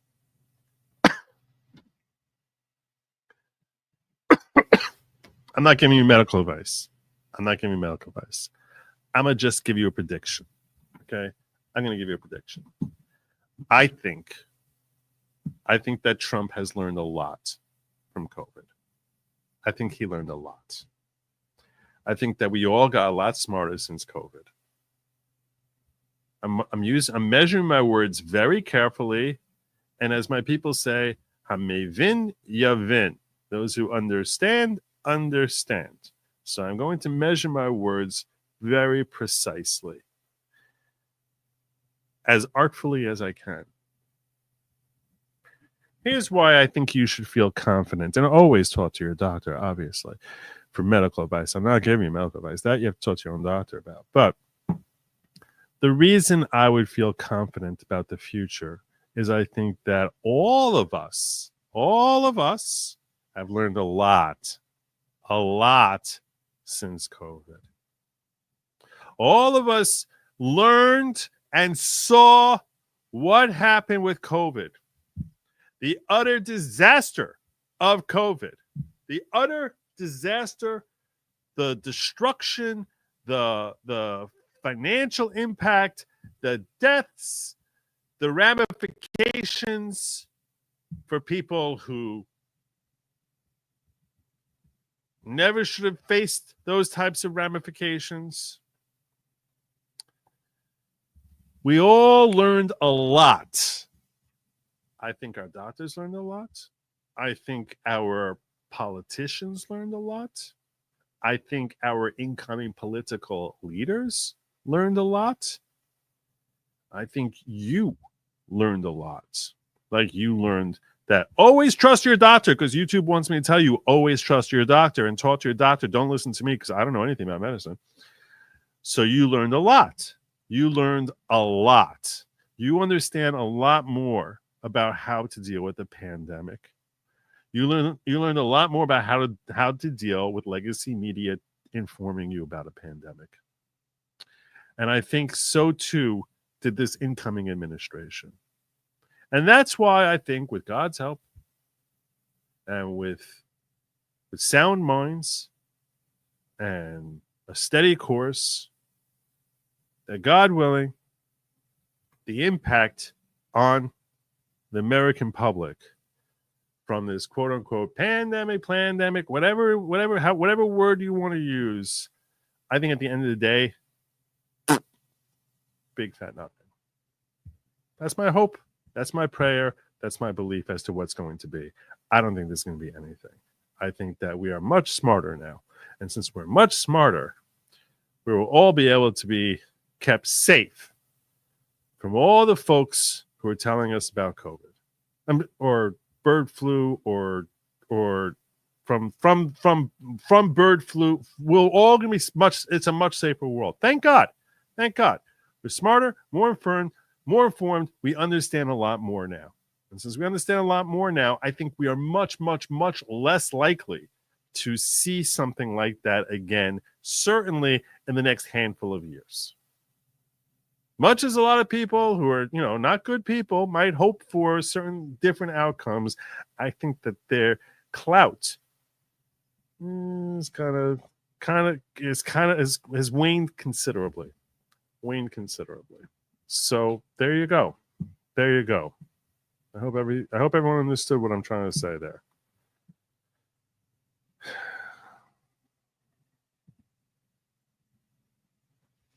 2020 said no more handshakes. Should of elbow bump? I don't know. I'm not giving medical advice. Pandemic 2, pluck you. There you go. Thought you liked this not so fun fact about Justin Trudeau. Joe, he spent more money than every previous Canadian prime minister.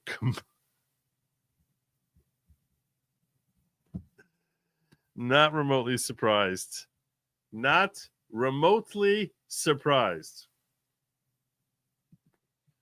Crazy. Nah, I can't read stuff like this. I'm not a doctor. You're not a doctor. I can't. That's the sort of thing that YouTube shuts channels down for, so I can't.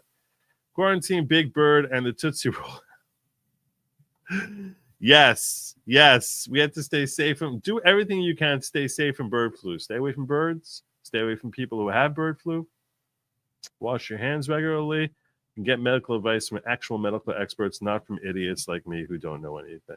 But yes, I agree with you. That Tootsie Roll owl is a menace. He is a menace. Everyone knows it. Big Bird. Lord knows how that guy's still walking. Stacey Abrams in the Trump Georgia case. Oh, that's what you're talking about. You're saying, oh, those who took plea deals in that case? Yeah, I don't think those plea deals. First of all, I don't think anyone got jail time under the plea deals. If you're talking about the RICO case, that the 19 people who were charged in the RICO case, Uzelian, I'll tell you that I don't think any of them got a lick of jail time, but I do not believe that they can get out of those plea deals. I think those plea deals are there to stay. Because you took a plea deal. No one told you you had to. And once they're there, they're there. So I don't think they go away, in my estimation. It's very hard to undo a plea deal because you're accepting something upon yourself. And just because situations change afterwards, that doesn't give you an opportunity to say, there's sort of almost, the law looks at it as almost like a no backseat kind of thing. Semper Fi! Semper Fi! Speaking of which, let's look at my little debate here. God. All right. This is the... Let's do it. Let's do it. Promised you all I was going to break down how Destiny argues and what I took away from this whole thing. I caught chickenpox pie once. It was Timusuas.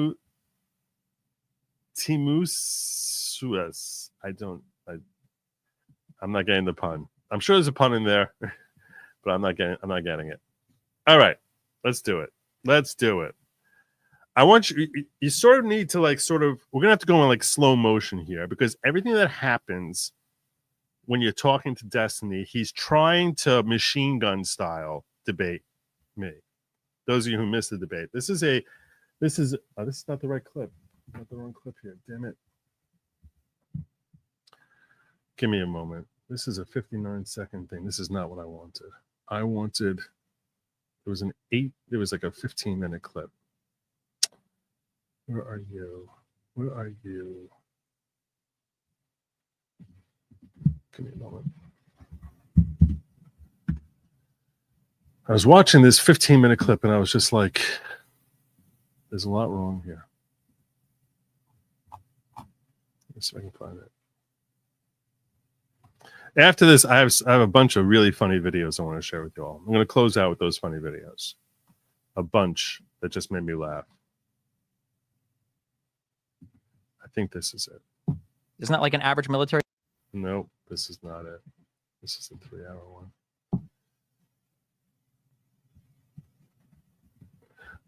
Hold on a second. Let's see if I find it this way.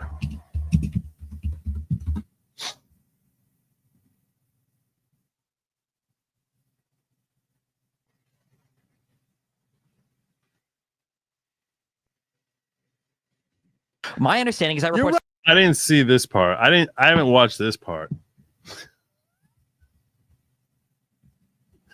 I didn't see this part.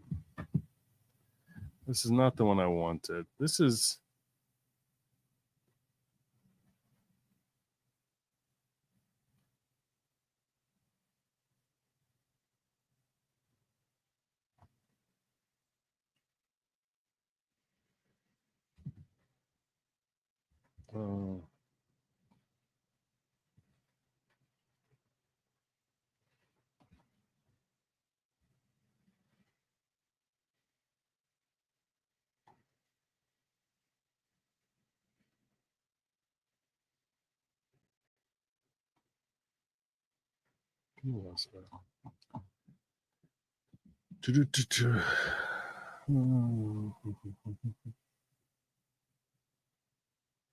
No, this I got it. Okay.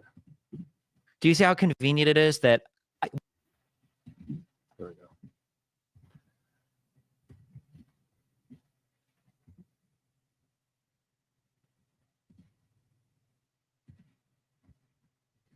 Let's go. I'm gonna break this down for you. I want you to watch the machine gun style here. we have to actually invent new language to describe what Trump actually meant? But for Biden, we have to ignore what he actually said and then like invent like whole new meaning there. You mean Do you like see the peacefully and patriotically that? So this is me pointing out, you're talking about inventing new language in order to try and criticize them. This is what Trump dealt with his entire administration. They're continually making up, he says one thing and they pretend he said something else. You invented that was a way of saying attack and that's the insurrection? Hold on. That was an hour-long speech. He called to fight like 10 times in this speech. And why? He called to fight 10 times during the course of his speech. Okay. Yeah, I mean, that's what politicians do. That doesn't mean physically fight. It's about to say. Why would I take the one time where he says, I know you'll be marching down to the Capitol, where they all happen to march down to the Capitol and then engage in a riot? Was that a coincidence? And you can find every political leader on the left and the right saying fight, fight, fight, fight, fight. You can find video montages of them saying fight and fight. He said, we're going to fight for our rights. That's not saying go in there and blow up a building or kill people. Give me one. Very clearly pointing out, you're talking about how Biden gets taken out of context. There's no question that's precisely how they attacked him. That is precisely how they attacked him for God knows how long. Doctors don't have degrees in business, but they all run medical businesses for profit and keeping healthy people don't make money. You don't understand. Old guy, you don't understand. This is the sort of thing that literally gets me like shut down. So I appreciate your passion about this topic. I can't. It's just like, it's stupid. It's suicide. I'll read your comment today and you won't see me tomorrow. Another time where they have called for a massive amount of people to go to an area knowing that there was going to be not peacefully and patriotically. So I just point out, he said peacefully and patriotically. What does he say here? No, not peacefully and patriotically. Peacefully and patriotically. Oh, so what? All of them misheard the message? No, what I'm saying is no. How did a riot happen if that's what he said? Did they just because he says peacefully and patriotically doesn't mean that they're going to listen to him? Not to mention the fact that many of them went there without even hearing him. Are all of them too stupid to understand English and they just happen to engage in a riot? Explain how that happened. What do you mean they're not too stupid? He says peacefully and patriotically, and they're like, hell no with that. Some of them said that. Most of them did go there peacefully and patriotically. But it's like he's trying to I'm sitting there, I'm like, why would you draw that like as if he has them on a string here? He's got them on a string, and whatever it is that he says, he's in control of them. And how is it? And he's literally playing into my point. He's playing into my point that when he says peacefully and patriotically, it doesn't mean anything. You're going to twist his words as if he's saying go fight. Or I guess he's trying to say that because he said 10 times we have to fight for our country, we're going to lose it. But that's, as I point out, what every politician says. Yet when Trump says it, it's something that he's creating insurrection. Let's impeach him. Let's throw him in jail. Throw him off the ballots. Insurrection. First and foremost, you're not going to explain it. You're just going to keep dancing around it. No, see, this is, and I didn't dance around any question he asked me. Every question he asked me, I tried answering as truthfully, as straightforward as possible. But what he tries to do over and over again is to recharacterize and mischaracterize what I have said into being something completely different. Or he'll jump the gun, cut me off in the middle of a sentence, pretend he knows where I'm going, and as if I said it already, and then label that to be stupid. And I call him out on that later on. Oh, I think some of them got violent and that they shouldn't have gotten violent. Does that mean that he's telling them to get violent? So it was a coincidence. No, what's a coincidence? It's not a coincidence. He didn't tell them to go get violent. Where's the coincidence? Where's the coincidence? If I tell you go to the store and get me a loaf of bread, and then you go to the store and end up holding up the store, where's their coincidence? What does that even mean? It's not a coincidence. So what happened? So he sent them down there, and the people that he riled up and sent down there, they got violent. Why? What does that even mean? I don't understand the words. What? Yeah, now the English language fails you to describe the most obvious thing in the world. No, it's not the English language. It's your logic is failing. Your logic doesn't make any sense. He says peacefully and patriotically. They go there, and some of them, a percentage of them, get violent.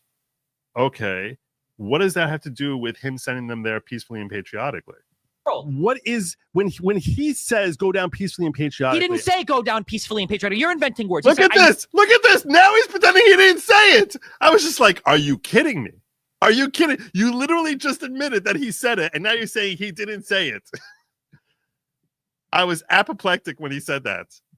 No, you'll be going down there soon and peacefully and patriotically making your voices heard. So what part did I make up then? He didn't. He just said you're making it up. I was just like, I don't know what you're talking about. I don't know what you're talking about. I said he said go down there peacefully, patriotically. You said he didn't say that, and then you're like, and then a second later you're like, he said I knew he'd be doing that peacefully, patriotically. I'm like, what are you talking about? This is hilarious. Now the English language fails you to describe the most obvious thing in the world. What is when he says go down peacefully and patriotically? He didn't say go down peacefully and patriotically. You're inventing. He didn't say go down peacefully and patriotically. What did he say? He said, I know you're going to go down there peacefully and patriotically. Words. He said, I know you'll be going down there soon and peacefully and patriotically making your voices heard. So what part did I make up then? He didn't.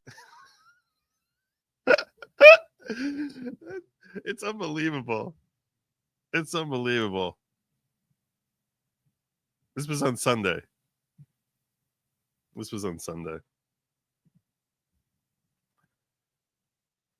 There's an owl selling glasses too. I'm on it. We're gonna stop this. We're gonna stop this pandemic dead in its tracks. Say go peacefully and patriotically. Let me tell you something. Roadrunner, your days are numbered. Your days are numbered. We're coming after you, Roadrunner. He didn't say that. He never ordered anybody to be peaceful. He said so, and you talk about how he said fight 10 times, and he said one of those times is he said, "Oh, this." He said you got to fight like hell, or you're going to lose your. You see this? Now he's cutting me off again. I'm talking, cut me off. I'm talking, cut me off. Country. Yeah, you got to fight like hell, or you're going to lose your country, which is the exact same language that we've heard from Hillary Rodham Clinton. We've heard that from Schumer. We've heard that from Obama. We've heard that from every so then can I find their people Biden. Marching down to a federal building to stop an election? What? No, but the point is it's not ordering them to do anything. It's not an order. That's the whole point. You're twisting that into his ordering people to go down there as if they're like his stormtroopers. And which, okay, I guess you think they're in a cult and they are his stormtroopers, but the bottom line is that's not him telling them to do it any more than when Obama is talking to his people, he's telling them to go down there and actually beat people up. Why is it that when he says fight like hell, that because of this context, all of a sudden he's starting insurrection? Because after he said it for the first time in U.S. history, we had to delay the certification of our vote. Just because people react a certain way doesn't mean he's the one who's doing it. Vote because he was trying to overturn the outcome of the election. And there's no other example of that. It did feel like arguing with a woman. I'm not going to kid you. I was just like, you're just trying to make points here. At a certain point, I was just like, you're just trying to make points. You're not actually trying to get anywhere.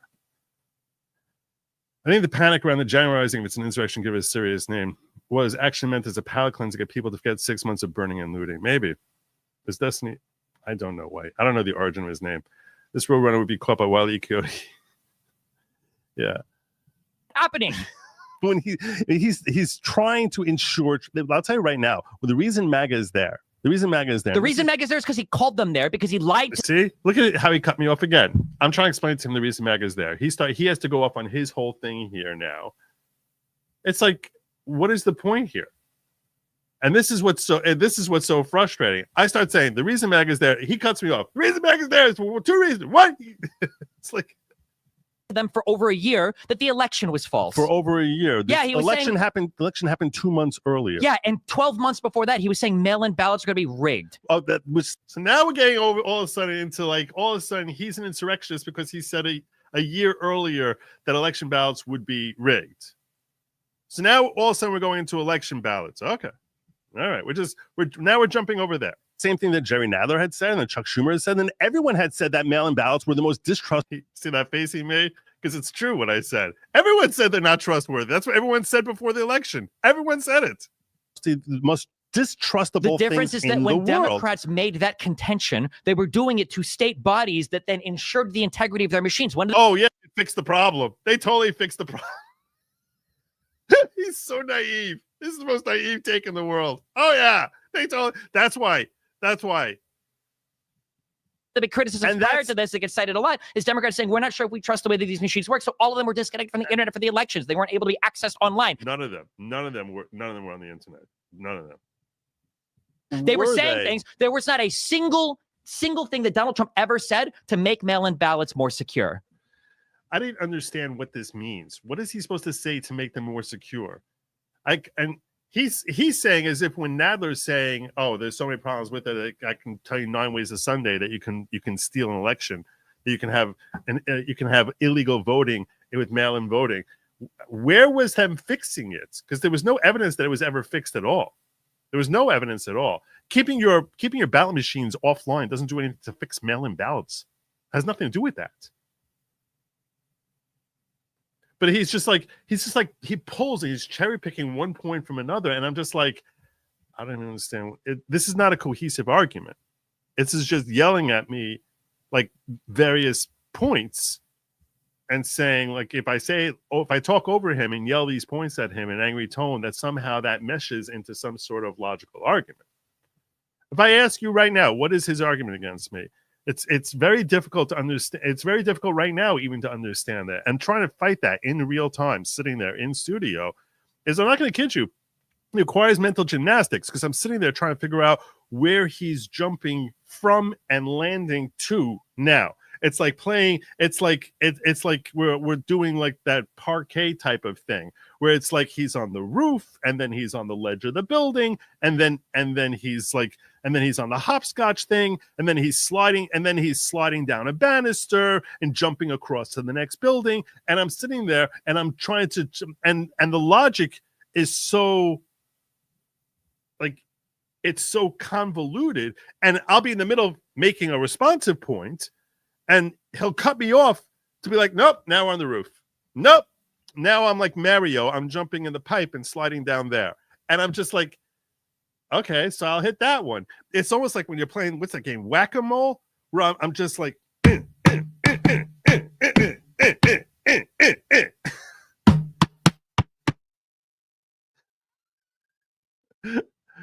we started off talking about...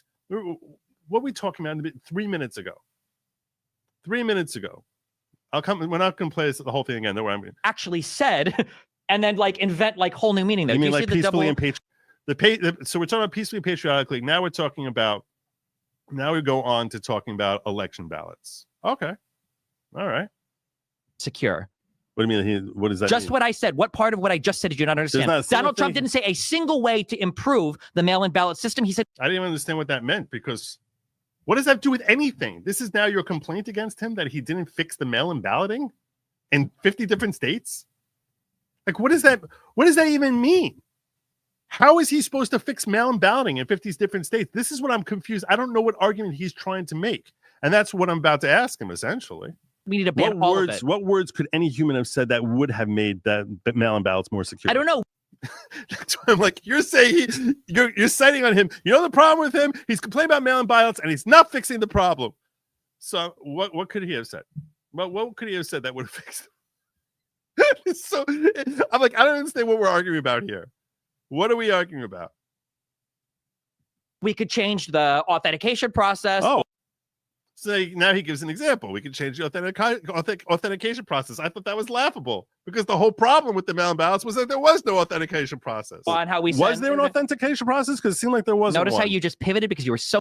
I didn't pivot. I was talking I'm hitting the new mole that popped up. You just popped up a new mole that he should have suggested. Let's change the authentication process.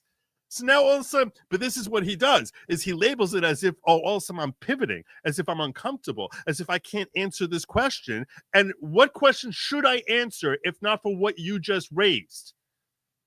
I didn't pivot there. I followed you. You jump here. But what he does is, in order to try and win an argument, he's basically saying, oh, you see how you just pivoted over there? No, you jumped over and say he could have done this. I asked you a question. What could he have done to fix something? You say, oh, you say authentication. I say, how could you have done that? How could you have changed that? Oh, now you're pivoting. What? I'm like, was there? You're saying that he could have improved the authentication. I'm saying, was there any authentication? Whatever authentication process you want to have, there was none being employed. Fucking wrong with what you just said. No, nothing. He's cursing at me. Authentication process, because it seemed like there wasn't. Notice how you just pivoted because you were so fucking wrong with what you just said. No. What was wrong with what I just said? I'm telling you that the point you're trying to use to refute me doesn't make any sense because there was no authentication process. Oh, nothing. Donald Trump didn't spend a single ounce of effort. You know why he did that? Because he knew the Democrats would take it more seriously to all the COVID restrictions and to mail. Really? What? I'm like, you think that he's worried that the Democrats would take it more seriously? What does that even? How would that harm him? How would that harm him? What would that do? If they were taking more seriously about having authentication efforts. And he sees the face reaction I'm having. You don't see it. He sees it and it's bothering him because I'm looking at him like he's an idiot and it doesn't make any sense at all. Looking at me like you don't understand. He said multiple times, show up and vote on that day. Go down on that day and vote. We know the Dems are going to use mail. He's screaming at me. He's so angry. He's so angry. Ballots, and we know all the mail-in ballots are going to be rigged. And in every single case where they tried to present evidence, most of it bullshit, that it was rigged, it all failed. What does this have to do with his failure? We see, before we were talking about him, that he didn't try to get, that he was complaining about the things being improper. Then I said, what? And he's like, and the difference between him and Jerry Nadler is Nadler was trying to fix the problem. He wasn't. How is he trying to fix the problem? Well, what should he have done to try to fix the problem? Well, he could have gone for authentication, but there was no authentication. And he lost all these elections. It's like, this is nothing to do with what we were just talking about. This isn't a complete, now you jump, this is where, okay, so now we're out of the pipe now, and we're hopping over the turtles, and we're jumping up, and we're jumping up onto the banister, and then onto the ledge of the building, so we can ferry along the side of the building.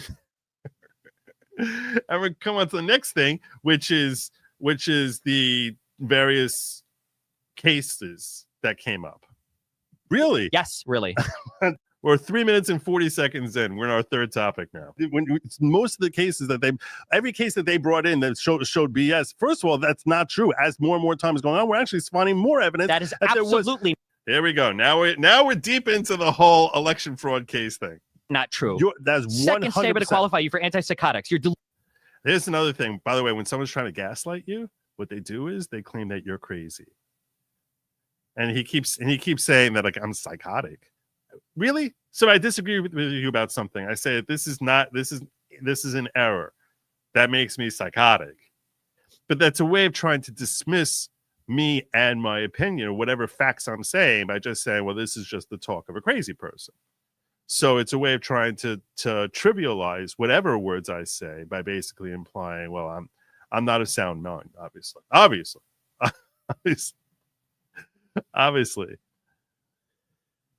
If penguins are an issue, don't forget Chili Willy. Oh, that's a good point. I forgot all about Chili Willy. That's a really good point. Also, that freaking pigeon. We were trying to stop the pigeon and stop the pigeon and stop the pigeon. Why didn't we ever stop the pigeon? Everyone was always rooting for the pigeon. What were you thinking? It's your fault. It's your fault. His argument soundbites YouTube shorts, goal content. Yeah, that's what I agree with you on that. Have his nuts drop because his voice of juvenile sound like a drunken feminine Logic. Make mental institutions great again. That would be nice. He's very disrespectful. I don't know. I'm not going to kid you, by the way. I don't even know what W***Y is supposed to mean. I know it's something that you can't say. All I have is wavy. I don't know what it's supposed to be. This is the second time you gave me that, brother. I have no idea what that is. He'd be flying on the street or a bar if he talked to any real human being. Well, he was talking to me. He has to show protection like a guy with beer muscles. He's very frail. I couldn't believe how frail he looked. He doesn't need you to speak. He just wants to slap someone around. He's very frustrated. He, she, they, them. I call him out on that. I call him out on that later. History doesn't repeat, but it runs. This time around, the socialists call you a Nazi. A Nazi. You do not. History. Yeah. Joe, you're not psychiatrist, but this dude definitely needs therapy and meds with all the screeching and gaslighting. Delusional. That is not true. Really? We have never found evidence of widespread voter fraud or anything enough to be outcome determinative. You just changed outcome determinative. All of a sudden, we're just introducing, widespread, outcome determinative. Because I knew that would trigger him. I knew that would bother him. That's the only voter fraud that matters. Not my grandma might have written her name wrong, or some guy voted in favor of his dad who didn't know he got the ballot. What about the authentication process, which all of a sudden authentication processes traditionally had always knocked out roughly 7% of all. This is me trying to bring it back. I'm like, look, before we were in the pipe, remember when we were in the pipe? We were in the pipe and we're having this argument. We were sliding down. Not that pipe, no. So that's where Mario Brothers were, or the parquet runners were. We were dealing with the whole pipe thing. Let's go back there to the whole authentication thing, okay? Because I told you before that there was no authentication. That was part of the issue here. So I'm about to make my point here on that, and he's going to respond with the gravest illogic imaginable. All balance, and in 2020, knocked out less than 1%. How is that possible? Tell me how that processes traditionally had always knocked out roughly 7% of all balance, and in 2020 knocked out less than 1%. How is that possible? Tell me how that's logically possible. Sure, I can. It's hold there on. Wait, was no authentic. Look at the reaction. He's like so. He's like I'm like I don't even know what's happening here. Okay, all right.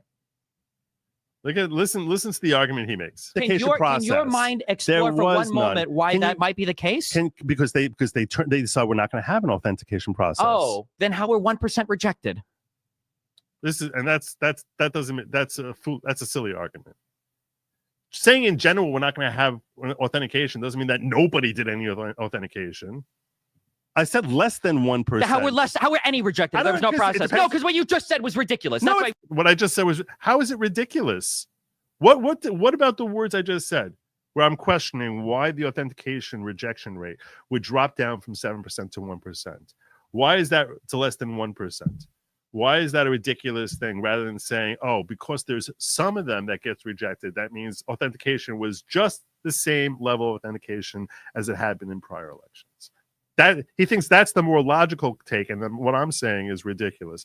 This is what I was talking about as far as just characterizing and qualifying that what I'm saying is ridiculous. Why? Because I'm labeling it ridiculous, even though my position is far more logical than anything he's saying here. But he's just like, if I qualify, I scream loudly and talk over you and say what you're saying is totally ridiculous. Doesn't make any sense.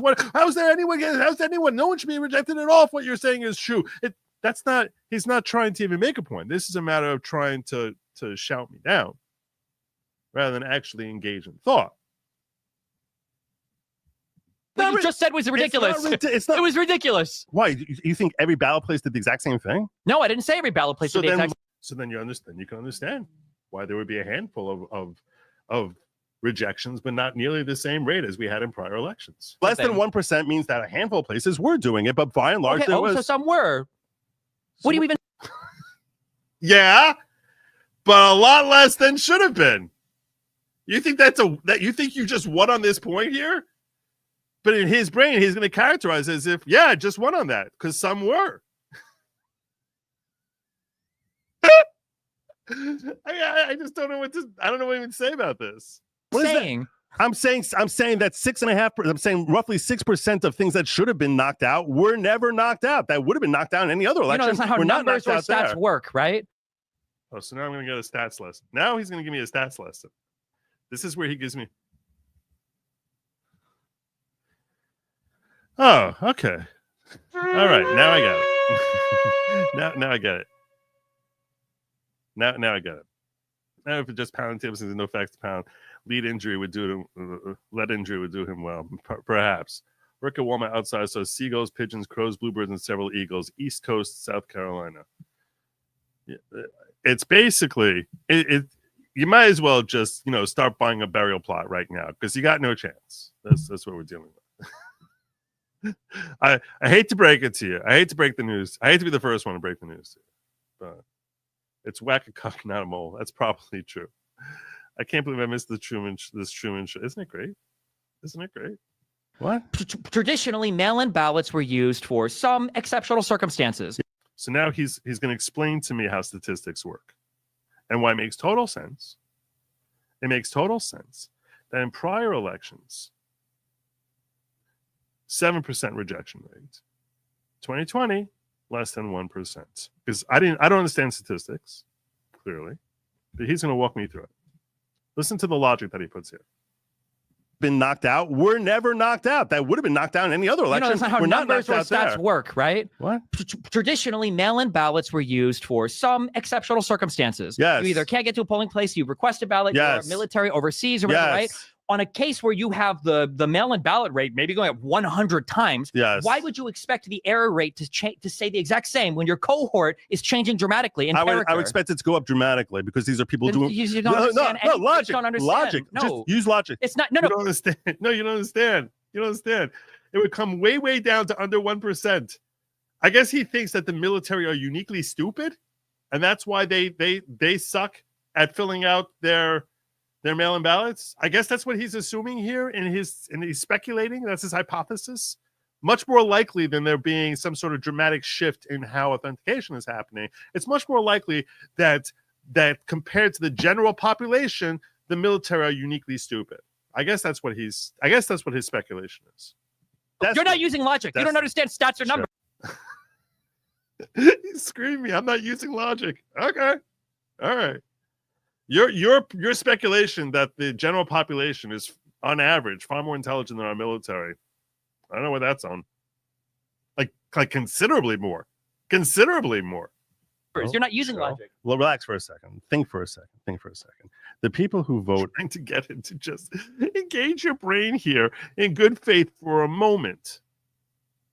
Every time in mail-in ballots, they're more accustomed to the process. They're less likely to make an error in the process. When you have millions and millions of first-time persons using it, does it not make sense that there would be a higher error rate rather than a lower error rate? No. Very simple. How much I'm talking to him. I'm like he's 5 years old. Like he's explaining to me statistics, and I'm just like, let's just theorize. Like, what makes more sense? Which makes more sense? No, that's not right. What I just said there, that's what a psychotic person would come up with. Okay. You don't even know if the people who use mail-in ballots use them all the time. Okay. I don't do the military, but my understanding is, isn't the average military contract like 5 years? Isn't that like an average military contract? In that case, they probably only do one mail-in ballot. First of all, they vote every year or 2 years, not every 4 years. And second of all, they would have people around them who are regularly doing mail-in ballots. So you're surrounded by people who know what they're doing. And third of all, why would they be worse at it than the rest of America? Why would they be 7 times worse at it than the rest of America? They make 7 mistakes for every 1 mistake Americans in general make. They're that much stupider. Do you know what a statistical anomaly that would be? That we happen to have the stupidest people in America, because they're still part of that 1% error, right? Part of that 1% error is also the people in the military. So basically, no one else, just the same. We had the same 7% from the military, and then you had the rest of America. And everyone else in America got it right. Everyone else. So it wouldn't surprise You're me. assuming that military, the only form of people actually doing. My guess is it's probably the large. Somebody can Google it. That's be my guess is that's probably the largest cohort. That's not the best argument I should have made. I should have made the point about how the military is not uniquely stupid compared to the rest of the American population. I'm talking about people who never had a job. I'm talking about people who never finished 5th grade and are voting by mail-in ballots. They're better at this than your average military. You take 100 of those people, they're better at it than your average military person. Okay. That's his argument. Much better. They don't make any mistakes, and our military presumably is making the same 7% error rate. People that do the mail-in ballots, probably military people. Okay. Do you acknowledge that Donald Trump was trying to direct his DOJ to? Now we're off. We're off of the ballots. Now we're jumping into a new realm. There's never an introduction. We're jumping into a new realm. You gotta sort of be flexible. I'm preparing you in case you ever end up debating destiny. So now we're off of the military ballots. Now we're going to go in a brand new direction where he's going to ask me about a topic that I have no idea anything about this topic at all. And I tell him that off the bat. Lie to states about investigations? Do you think that's I wasn't there. What are you referencing? When Donald Trump was telling his Department of Justice that I need you guys to send letters out to 7 different states saying that we found a lot of evidence of voter fraud. So I think he got frantic down the stretch there. I think a lot of things frantic. I think a lot. See, he didn't let me finish my sentence. Things he did there are things he should not have done. So then, would you agree that they were? Would you agree that they were authoritarian in nature? Now you have to just, I don't. You have to tell me what you're talking about. It's like now he wants me. He's talking about a big class of actions, and now I'm supposed to just label them. He just wants to label them. He wants me to jump on board. And now pick your poison. Do you want to jump on board with me and label all of these actions authoritarian in nature, and condemn him for being authoritarian in nature? Or just say, like, no, I never think he's being authoritarian. This is how he's trying to position me into picking one side that he can basically use that to bludgeon me. This is what's going through my head right at that moment. That's what he's trying to do here. And I don't even, and I'm realizing I don't even know what activity he's referring to here. So I don't even know. So you have to sort of define. Tell me what it is that he did that you're referring to. I don't know. I wouldn't call that authoritarian. No, I wouldn't call it authoritarian. Okay, so when the it's authoritarian if there's punishment. If there's punishment if you fail to abide by it. What punishment came to anyone who failed to abide by something that he had? Authoritarianism is only when punishment. Well, if I tell you right now, go outside and go to your bank and give me $1,000, and you say go F yourself, in that case, that no one would say I'm being authoritarian. What if you tell me? What if you tell me if I don't do it, you're going to fire me and then find someone else who will? Okay, fine. And what came first? I don't know how we know that actually happened. Wait, because and this is what was dawning on me is that frequently people just claim things that he said or did that never actually happened. But I don't know everything he ever did, which is why I'm like, I'm not going to jump in over here and just start walking you through this. But now we're on, by my count, this is at least the 4th topic in the last 7 minutes, right? So now we're into, was he authoritarian during that time period of November election, of the 2020 election and January 6th? Testimony from like 20 different people. Is this what we're going with the J6 hearing? Is that where I'm not going with the J6 hearing? I'm going from testimony from Steve Engel. I'm going from testimony from Rosen, from testimony from Donahue, from testimony from Hirschman, from testimony from. I'm like, I don't even know who these people are that you're referencing. I don't know what testimony you're referring to. I know I've never seen this testimony, and there's no way in hell I'm going to assume that whatever testimony they gave you is accurate or a true reflection of anything that ever happened. There's no way in hell I'm going along with that. There's no way in hell this is what's going through my mind at that point. I'm like, there's no way I'm going to just basically go along. He's just sitting here saying testimony from this person when the testimony they said probably is not at all like how it's being characterized, because I see how he recharacterizes what I say into being something else. I'm sure that if he's going to bring up some testimony that it's likely been recharacterized also. B, I know what was presented to him was framed a certain way. So now it's going through 2 filters. I'm supposed to sit here saying, like, well, now it's going through these 2 filters. Now, yes or no, was Trump authoritarian? I'm like, are you kidding me? Giuliani, Sidney Powell. What do you mean? I don't know people you want to talk about? I don't know which statements. Oh, you don't trust any of those people. I didn't say. You see, now he's making like, I don't trust them. No, I don't trust you. I don't trust the J6 committee. And that's 2 places that their message could have been changed. But how does he frame it? He frames like, I'm such a crazy person, so dedicated to Trump that I don't trust people who admit when Trump does terrible things. See how this is the framing of how he's trying to frame my position here.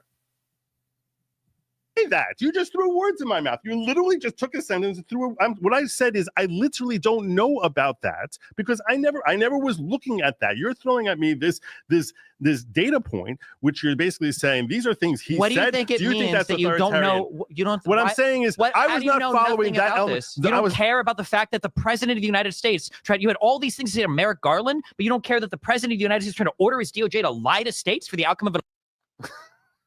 Like, I'm going to listen to the J6 committee in case they come up with something that may actually be accurate, and I'll never know if it is accurate. I wasn't there for that. When did this come out? It was part of the whole J6. Oh, see, remember how I started and I said to him, "Is this about the J6 thing?" He's like, "No. This is about testimony." This is what I said to him a minute earlier. And now I'm like, when did this come out? He's like, no, it's not about the J6 thing. It's not about the J6 thing. No. And then where does it come out from? Oh, the J6 thing. Oh my gosh. He's hilarious. It's hilarious. I'm just like, did I not just ask you whether this is J6 testimony that you're talking about? Literally what I asked him. Oh, so we're going to the J6 thing? No. We're going to testimony from people. Oh, okay. Where did that testimony come from? The J6 thing. Didn't you watch? Committee. Oh, the J6. Oh, that's what it is. See, yeah. That's me. I'm like laughing at him. I'm like, you just said we're not going to the J6 committee, and now you're saying the point you were talking about for the last minute was off in the J6 thing, which I knew it was. Where else would he be getting it from? I didn't follow the J6 committee. Okay, because you don't give a fuck about the integrity of the government of the election. So when you say Merrick Garland is corrupt, your words are hollow and meaningless. They don't. What does this have to do with Merrick Garland? What on earth what does any of this have to do with Merrick Garland? Where are we at Merrick Garland? I don't even remember. I'm not even sure that if I said once, it's possible I did. I don't recall every word I said during the course of this interview, but I don't recall even saying that Merrick Garland is corrupt. I may have called him corrupt because I do think he's corrupt. But what does that have to do with the J6 committee and me saying I'm not trusting the J6 committee? How is that remotely relevant to this? But this is how he's trying to classify. Again, he's trying to just label me as this is what this guy is. This guy is that, which is something that should never be taken seriously because, and all the statements that he made, how can we trust you when you talk about Merrick Garland being corrupt when you won't watch the J6 committee hearing? What does that even mean? How does someone come? It's like saying, well, obviously, since an orange is not a pear, that means that on Tuesdays, Bob works from 9 to 12. I don't know what you're talking about. This is not, there's no flow of logic here. Ah, God. I mean, what I'm saying is, no, I didn't follow anything on the J6 committee because that started. It was because it was attacking committee. Daddy. Here we go.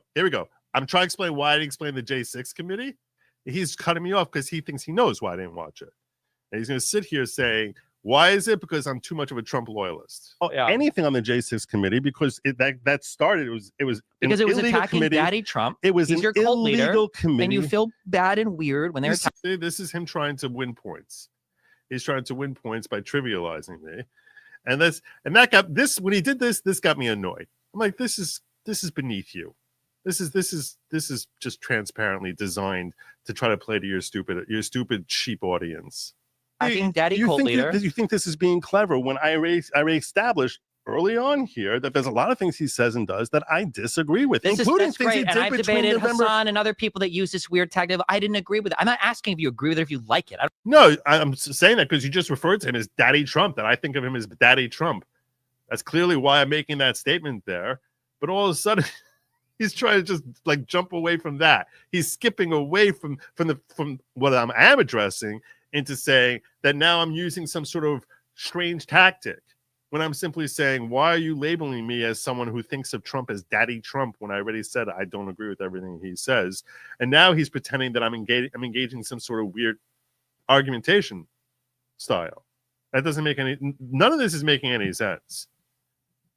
Even watching afterwards, I'm just like, it's like a machine gun of different claims that he throws at me and different labels he'll try and slap onto me without worrying about whether or not logic actually attaches from one point to the next. He doesn't care if logic attaches. As long as it seems like it's in the same ballpark, he's gonna he'll basically get out his little potato gun and just and hope that it just basically makes him look like he demolished me. Which again, I actually feel pretty good that his audience, while his audience hates me, I'm not going to kid you, they don't like me at all. But none of them were basically like, there was very little of like, wow, you killed that guy. Which to me, giving that opinion. I'm asking how you feel about it in terms of authoritarianism or legality. This is the jump that you did. This is you're not following you're basically trying to jump from one thing to another, desperately trying to like score points. And I'm actually trying to have a conversation with you. Okay, here, let me be very clear about my line of. No, you're saying I'm jumping. I'm not just because I'm bringing up something you don't have an answer to doesn't mean I'm jumping. No, you are jumping. Falling behind. So I'm let me explain. See, there he is. I like you doing it again. Now you're just trying to pretend that I'm too slow. I'm not keeping up with you. No, I'm keeping up with you. It's just that the direction you're going has no logical, coherent thought behind it. No, I'm not falling behind. You're changing the landscape as to what it is that we're talking about. I start talking to you about an issue with respect to that, and I admit to you that I don't think he did everything properly and with respect to between November and yes, we call that equivocation. That's not equivocation. Even there, he can't even let me establish the parameters as to what's happening. He needs to jump in. See, he sees that I'm like getting some headway as trying to explain what it is that he's doing with his attack. So he's like, let me derail him by attacking his explanation of this whole thing. Equivocating. You call that authoritarian. When I say he's doing something authoritarian that is breaking the See, he doesn't want to let me get it. He doesn't want to let me get any steam here. The law probably should agree. And you say he did some things that were kind of That's called equivocation. No, I'm not equivocating. This is not an argument. He's not making any points. He's just trying to label me. That's all he's trying to do.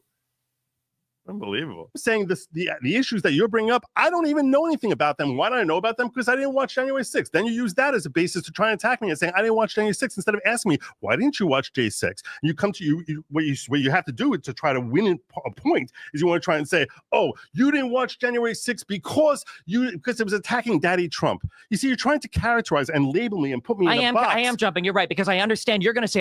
You see? Oh, you are jumping. Yeah, you are. Okay, that's a little bit of admission there. That's a little admission. Oh, you got it. You got me. And yet you're still here and sending me super chats. I didn't watch J6 because that committee was put together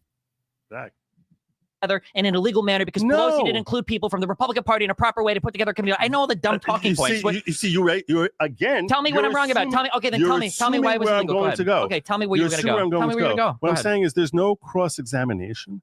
There's no evidence coming forward. There's no opportunity by the other side to examine any of the evidence that's being presented, which is what you would have in any standard type of normal proceeding, which is going to be antagonistic to a particular individual. It's not a court case. But you're just using it to say, how dare you not label him authoritarian? We have this knowledge as to what happened based on what's presented at January 6th. Why are you not following it? Oh, because it's attacking Daddy Trump. No, I'm saying don't come here quoting to me from it because it's not something that's actually been vetted and established as having any veracity behind it.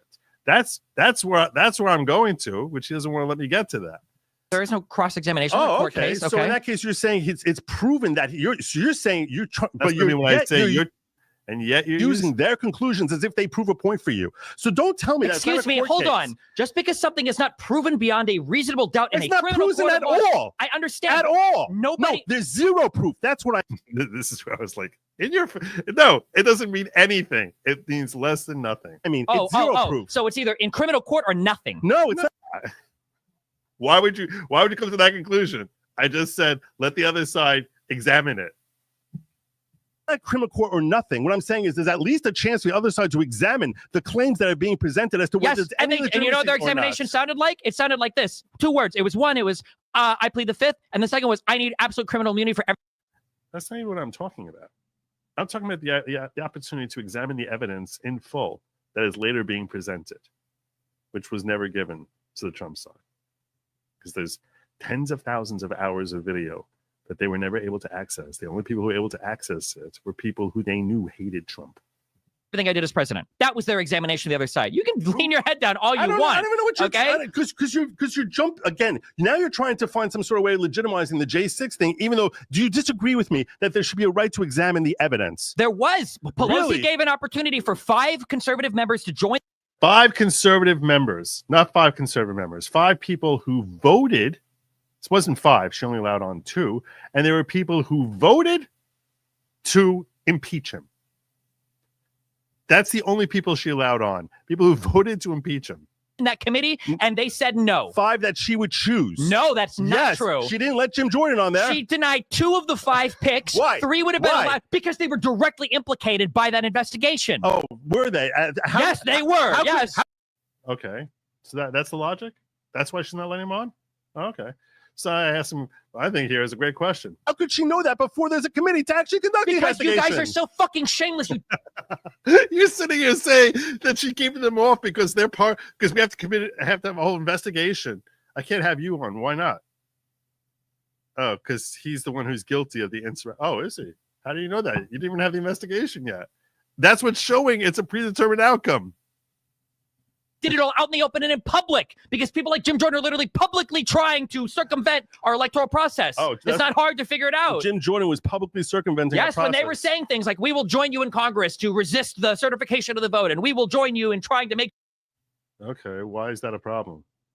If he's doing it through legal grounds, why is that a problem? Sure that this election isn't certified by Pence via the ECA or whatever. Yes. You mean like what happened in 2016, right? Really? Yeah. I'm sorry. Who objected? Who objected? Who objected? I wish I didn't go there. I wish I would have pointed out that there's nothing about what he was doing there that would have been illegal. But I was sort of spacing out when he was trying to explain all the justification for keeping Jim Jordan off, which is why I didn't come there. I was trying to figure out the direction he was going to go. And I sort of guessed wrong on that one. Nobody did. They talked about it, but you have to pair your objections with one person in the Senate and one person in the House, and there was no formal objection process, which never happened. So that comparison was bullshit. Thank you. Why is that BS? Because there was no paired senator or Ramble on. God bless you. Thank you for gifting a membership. Actually, two members. Whoa, three. God bless you, Ramble on. Thank you. Representative to actually put forth a formal objection to the certification of that vote. It didn't happen. But Jim Jordan was saying it would happen here. What makes that illegal? Okay. So and your point as far as that there wasn't an effort for them to try and step in the way of it? Or there wasn't an effort coordinated by the sitting president to circumvent the outcome of the election like there was with this one. When you're saying an effort to circumvent, I'm sorry, I missed this word. As in to break procedure. Because we were talking about Jim Jordan a second ago, and now all of a sudden, this is why I'm confused. We're talking about Jim Jordan. I'm trying to follow his logic and refute, and his logic is scattered. So it's a difficult thing when you're trying to follow logic. The logic is somewhat scattered. I need to walk him through exactly how it's scattered. When I try walking him through how it's scattered, he's cutting me off before I finish the next sentence. So it's and then labeling me as if I'm psychotic crazy. So he engages in scattered logic because we were talking about Jim Jordan. Why is Jim Jordan off? And the next thing I know, all of a sudden we're jumping now we're water skiing. Before we were on the roof. Now we're water skiing and talking about Jim Jordan. And we go from water skiing. So the next thing I know, I'm mountain climbing, and we're talking about that Trump was trying to coordinate the efforts. But we're talking about why Jordan was left off of the ballot. No, I know the Electoral Count Act, or to get enough people to object to certification that they could delay it indefinitely. He definitely was trying to, so that they could delay it indefinitely, kick it down the road, and remain president for another 4 years. What he was looking for is he was looking to get that electoral count under 270, so that they could turn over to kind of a constitutional convention, turn over to the states, and have each of the states vote. Me at this point, just trying to find some sort of sense of normalcy in this conversation. To say this is what I recognize was what was going on here. So this part I can agree with you on, that this is what his objective was. What do I have in my ear? That's my arrow. Okay. Vote based, one vote per state. That was the plan. Which would have been stealing. That was one of the plans. That would have been stealing the election. No, it's not. Why is that stealing the election? It's legal. That's your position. I think that it's an interesting legal position. It's not an interesting legal position that we will never ever know the answer to, and we never would have known it anyway. What is it? He doesn't understand why I'm saying we'll never know the answer to it. We never will, because there was a new law that went into effect, because apparently the Democrats were afraid that Mike Pence actually had the authority. That's strange, because Mike Pence didn't feel that way. Yeah, and Mike Pence doesn't know the law. He's not the authority on the law. I might have the legal right to make someone a police officer, but if I think I don't have the legal rights, so that's my thoughts about it. I might have that legal right if there's something in the Constitution that says that if your name is Joe Neerman, that you have the right to do it. Now, as it happens, I'm pretty sure there isn't. But that doesn't mean I'm the authority as to whether or not I have the right. Neither did Trump or anybody else. Nobody felt like he had the authority to do that. Really? Apparently Eastman thought he had the authority No, to he do didn't. That's why he said, that's why when somebody references the Constitution, when they're talking about a law. This argument he's making here, I don't even know what the hell he's talking about. When someone references the Constitution, when they're interpreting constitutional law. Okay? Yeah, and neither did Trump or anybody else. Nobody felt like he had the authority to do that. Really? Apparently Eastman thought he had the authority No, to do he didn't. That's why he said, that's why when somebody references the Constitution, when they're talking about a law, what they're telling you is they want to break the law because they. Wow. That has no logic behind it at all. Like zero.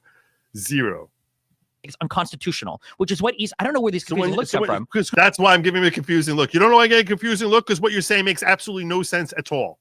Like there's no logic at all in what you're saying. So when you say, I don't even understand that phrase, because if I say you have a First Amendment right to spout idiocy, that doesn't mean that I'm referencing the Constitution. And look at that lip quiver when he said that, because it was like my attack on him was implicit. It was much less overt. So that's why he's trying to say, if someone cites constitutional law, that means they're trying to break the law. What? What? That was my subtle dig at him. I don't know where these confusing looks come from. Because when you say, I don't even understand that phrase, because if I say you have a First Amendment right to spout idiocy, that doesn't mean that I'm referencing the Constitution, and I'm not saying that you can break the law. That's why I don't understand. That doesn't mean that I'm phrased, because if I say you have a First Amendment right to spout idiocy, that doesn't mean that I'm referencing the Constitution, and I'm not saying that you can break the law. That's he got mad at me on that. He got mad at me on that. Well, I don't understand. If you're referencing a law and saying, I think that this law is unconstitutional because you've got a constitutional right to do this, you're breaking the law. The wording in the documents in both memos was this is where we're going to break ways from the ECA, which was the law that dictated how the election ECA doesn't dictate law. This is a mistake that you're making. ECA was a law. The ECA was a law. ECA establishes policy. That's not law. There's a very there's a very significant distinction between policy and law. And I think this is where you're getting a little bit confused, respectfully, because it doesn't make sense to just sort of read in here. I'll ask you right now. I threw in the respectfully because I just called him an idiot 20 seconds earlier. So I was like, let me throw in the respectfully. If, in fact, Mike Pence did not have the authority to do that, why would the Congress... This is not a real argument. Why would Congress... Congress can pass laws for... He doesn't want to let me finish my question, because he knows there's no answer to this question. Any number of reasons. So why would they pass a real argument? So you knew what my argument was. Telling me, I already know what your argument was. Yes, so it's the same defunct argument, because the counter that I have is so much stronger. You're saying, why did they pass a law to clarify language for something that might have been hazy or whatever? Then my question would be, if the language was so hazy, then why did Eastman and everybody else feel like they had to break ways with the ECA in order to do had never happened? Oh, okay. Happened before. No, because they wanted to break the law. You see, now you're just coming to your own... You asked me a question. I gave you a fair answer. It never happened before. So that's why he's saying we're breaking from anything that's ever happened before. So that's why. Wanted to part ways. Well, hold on. I'm sorry. Your argument is even self-defeating. You said that they changed the language of the ECA. Why would that matter? It's just a policy. It wasn't the ECA. No, they codified. There was a law they tried passing. You didn't understand the point I made. They wasn't the update they made to the Electoral Count Act? They passed a law after 2021. Amending the Electoral Count Act, which is the same thing that Eastman wanted to break ways with, but I thought that was just a policy, so why would they even need to change it? Well, it's actually this is Dunning-Kruger right here, what I'm dealing with. This is Dunning-Kruger. Like, he thinks he understands. He doesn't know what the hell he's talking about. Actually, it's actually an interesting question. It's not we were getting flagged for the time that we were way over time. Interesting question. It was obvious what was going on. They were trying to break the law to entrench Trump as president for another 4 years against the actual vote. I apologize. You're good. I apologize for that. No, my phone went off. I don't know how the heck that happened. You having fun? No. I know he's not, because I just called him an idiot.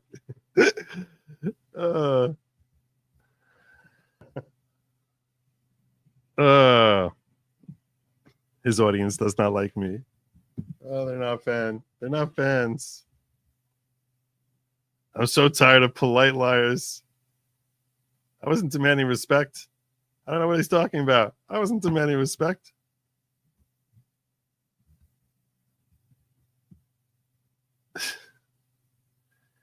Just how disingenuous. What part was disingenuous? I don't know. It is a valid response if you're trying to throw at me that this is factually what happened with Trump and ask me, was that authoritarian? Are you having fun at the end really tells it he doesn't give an F about this. It's just a game to play. No, the debate is a game to play. Yeah, it is. It is. Every Democrat debater needs to watch that debate to see how this people snake around every claim and forgive Trump about everything and how to counter them. Really? That's what you think happened here?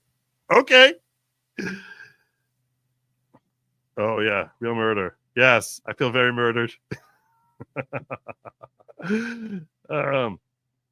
Being a respectful liar is gross. Thinking as long as he acts nice, all his opinions should be respected and treated seriously. No, I didn't say that. No. I was trying to be the adults in the room. That's all. There's no talking point. I don't know what they're talking about.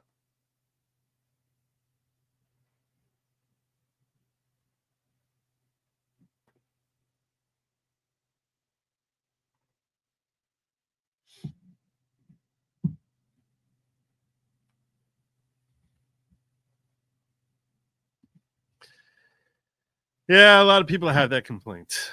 A lot of people have that complaint.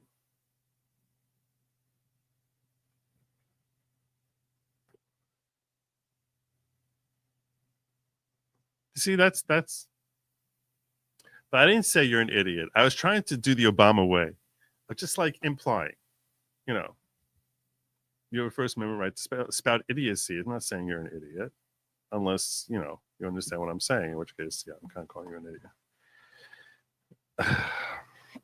All that did was scream, interrupt, gish gallop, and insult. He knew he was in over his head, so refused to allow you to finish a sentence. That's the word, gish gallop. That's what it is. It's gish gallop. Those of you who are unfamiliar with the term gish gallop, that's a great term. That's what I should throw at him. Stop gish galloping.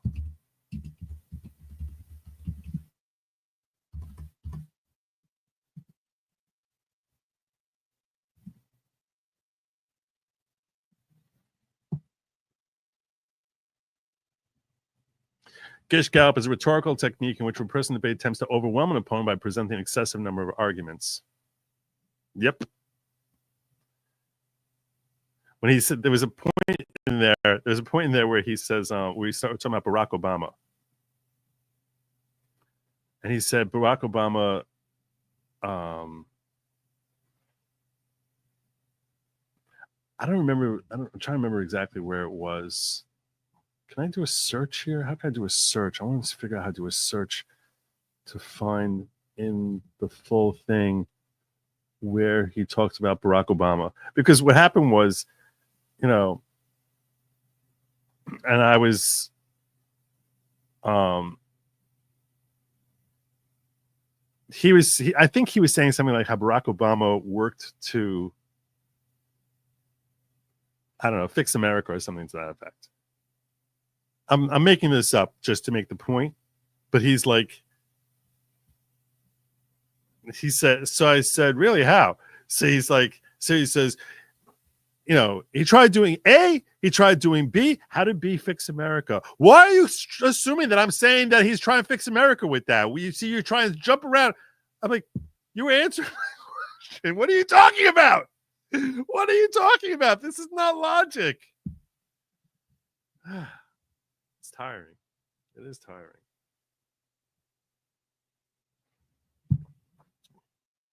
I do need to lose weight, though. My God, I really need to lose weight. It's only when I look at myself that I'm just like, oh my gosh, wow, that's not what I'm supposed to look like. I'm not supposed to look like that at all. That's not Joe. That's not me. So I will remedy that. I am. You'll see. You'll see.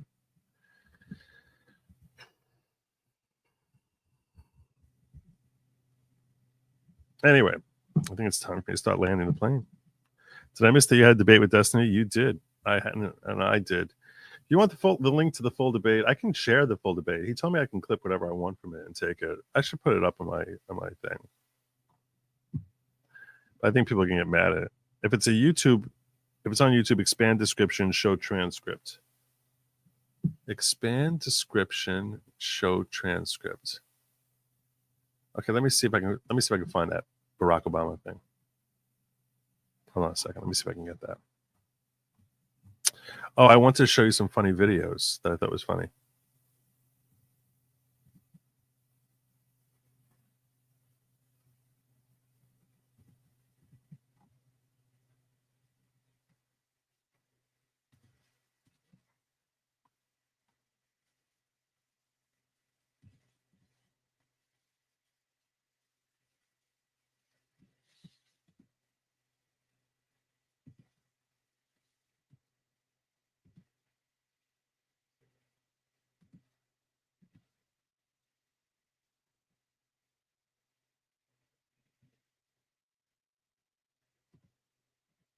Go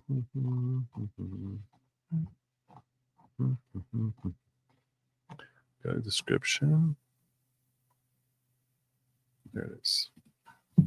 Error in the process. When you have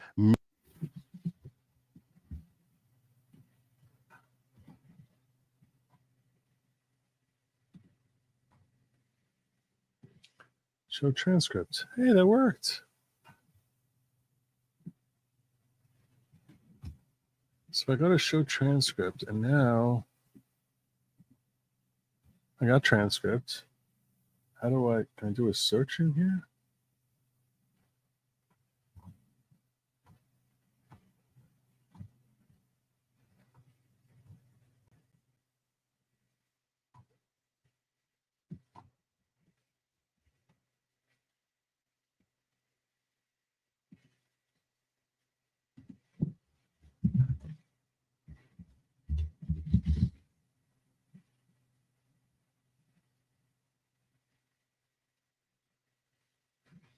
$27 times is Obama in here?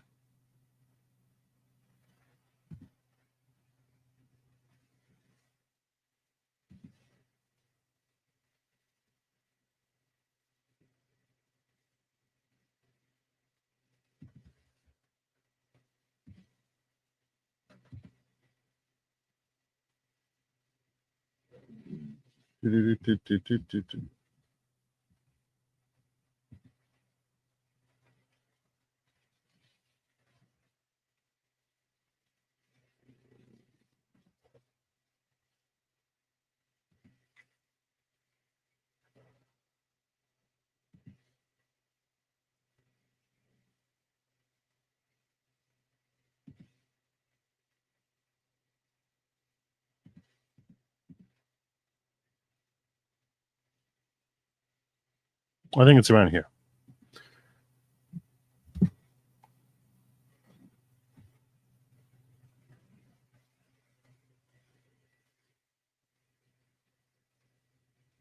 Let's start here.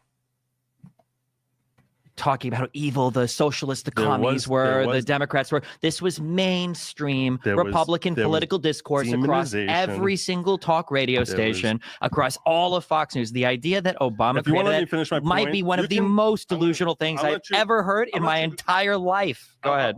You cut me off rather than actually hearing my point. Okay. My point is not as far as like talking about the political leaders. I'm saying talking about their supporters. I'm saying talking about there being tens of millions of racists in this country.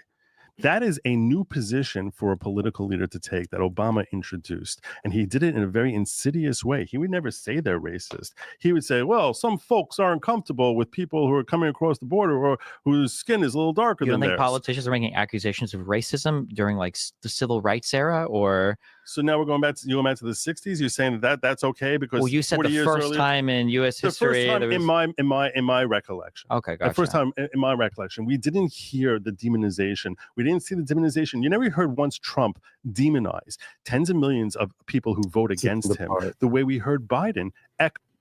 This wasn't it.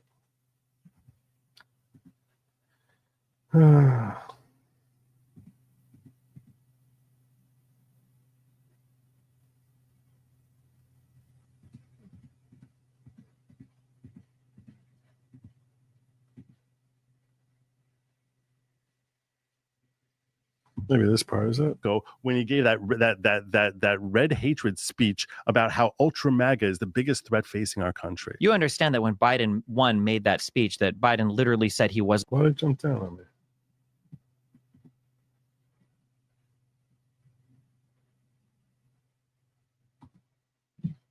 Saying what I'm saying is we were growing at a rate of, I think I'm talking top of my head and trying to think back now 12 years.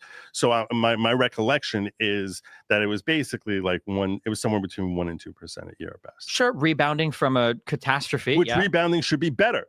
Rebounding, that's the thing. Here's the thing. What happened? All the growth that we saw from Biden after COVID, it's like all of a sudden this surge in employment, surge in economy, surge in everything coming back. Why? Because everything had been shut down, and now there's growth back. So you would think that it should have been rebounding even stronger under Obama, and yet it didn't. No one was happy. You keep thinking that everyone was like that. Everything was like really glory days. The reason Trump was elected the first time and the second time was purely because the left created this person they claim is a monster. You all created him. Okay, so then for Donald Trump, you keep saying this like it's such a stupid point. You understand that you guys like created Obama and you guys created Biden by the same logic too, right? No. How was Obama created? Oh my God. How was Obama created? How was Obama created by the right? I mean, things like the Middle Eastern wars probably didn't help from Bush, right? Things like No Child Left Behind, things like the war on drugs. No Child Left Behind is what created Obama. Why did you just pick out one thing of three different things I just said? I don't know. He said, "Do you catch it? Do you catch it there?" He's like, you guys created Obama. Okay, how did we create Obama? All right, so let's start listing off things. This is what I'm like. I don't even understand what he's talking about. Is he high? Is he on crack? I just said, how did we create Obama? Right. Okay, things like. Things like the Middle Eastern wars. This is what. How is Obama? Too, right? No. How is Obama created? Oh my God. How is Obama created? How was Obama created by the right? My question: how was Obama created by the right? He's answering my question now, right? Okay, when he says things like, things like the Middle Eastern wars probably didn't help. Okay, Middle Eastern wars. That's fair. I think that's fair. That created a hunger for peace, perhaps, or to get more peaceful relations with the Muslim world. That's a fair response. Help from Bush, right? Things like No Child Left Behind, things like the war on drugs. No Child Left Behind is what created Obama. Why did you just pick out one thing of three different things I just said? You're listing off things that created Obama. Aren't you doing that? Isn't that what's happening here? I don't even know what he's saying at this point. I ask you a question. You say, okay, these are the things that answer your question. There's the war in the Middle East. There's No Child Left Behind. Well, how's No Child Left Behind fit in? Why are you picking on that out of one out of three things? Okay, you said two things, and you're answering my question. Isn't what the nature of this conversation is? This is what I was saying as far as just feeling very frustrated. I'm just like, people on the left think this is a murder? Really? Okay. I'm saying that all of these things, I don't think a lot of people were very happy with Bush's presidency. I think that Bush was terrible. I think that our opinions, Bush was terrible. Okay, he was terrible. What are we disagreeing on? We're not disagreeing on that. Bush was a disaster. Awful. I hate Bush. You're never going to get me. So what is it? So you're never going to hear me I know. But you're claiming that that's what created Obama. That's a different thing. Why did he create specifically Obama? Or this person who basically is so divisive? Now, Bush. because you guys all have to. It's part of the new marching orders. It's you have to hate every old. See, now all of a sudden he's categorizing as to why it is I hate Bush, and I'm just like, that doesn't make any. This is where his things start going off the. This is, I think, the part where things start going off the rails.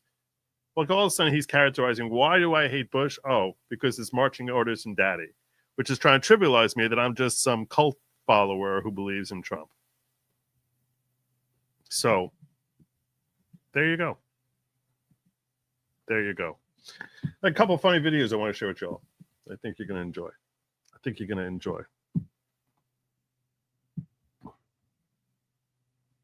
There you go.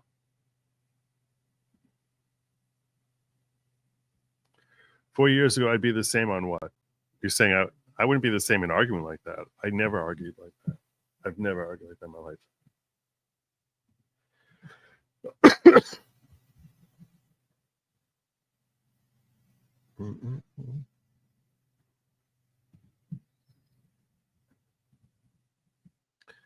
All right. Let's see if this one will last. I got a whole bunch of videos I want to share with you guys just because I like you.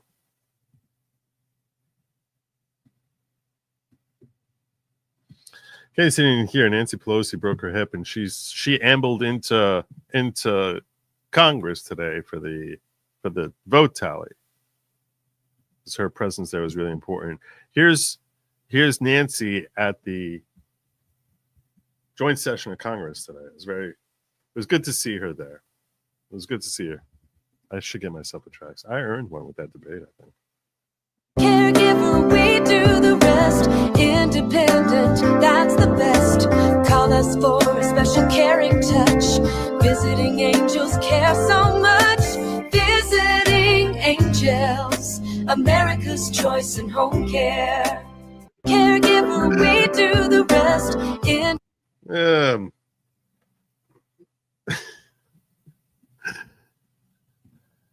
It was nice to see her there.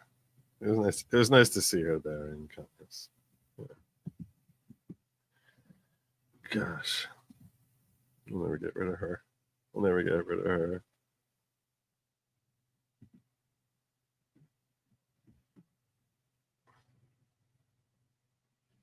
This, I thought, was sometimes you just need a little bit of placement for the joke to work perfectly.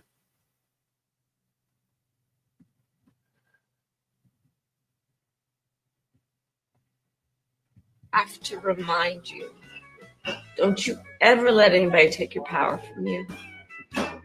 You have the same power that you did before November 5th.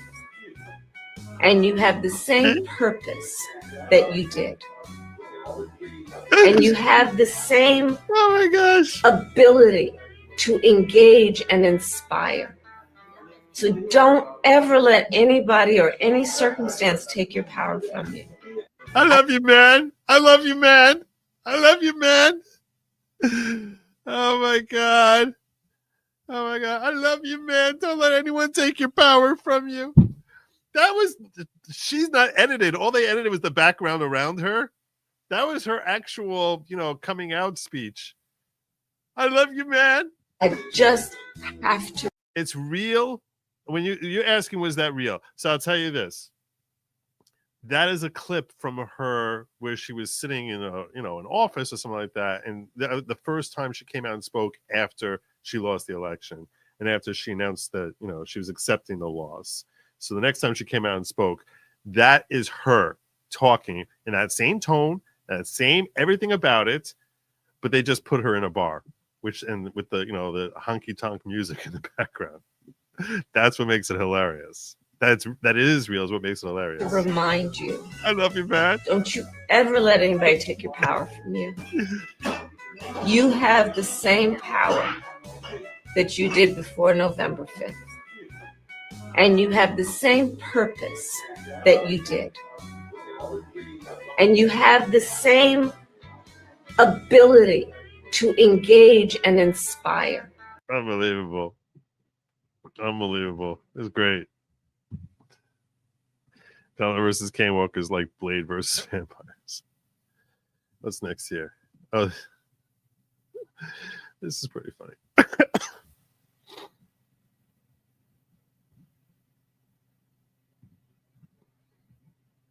This is pretty funny. Wait, I might get flagged. I can't share this one here. This one get flagged. This is gonna get flagged for offensive language. It's gonna get flagged. On the left to the. Oh, that's music I can't play for you.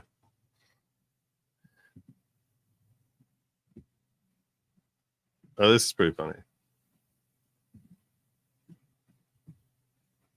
We need you to influence them. Straight, white, left-leaning millennial man.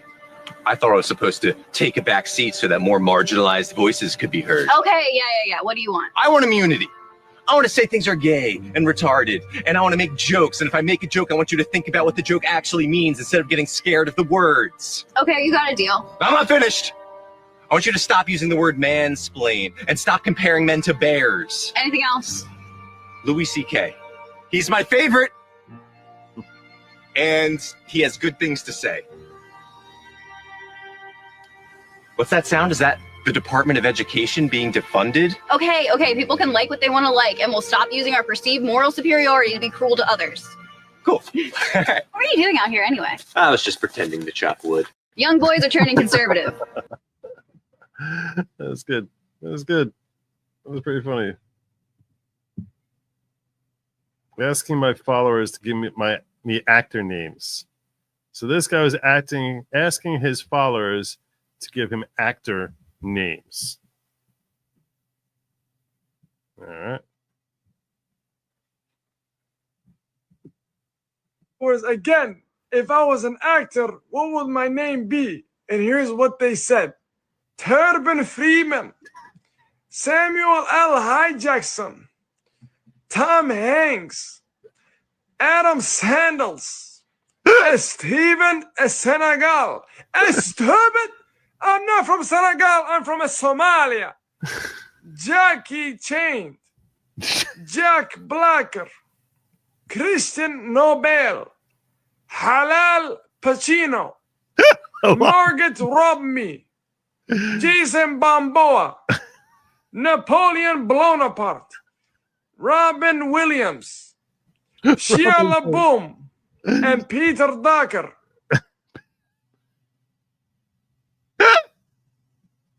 It's only funny because he's reading them out loud. Oh my god. Oh my god. Oh my god. Morgan, not Freeman.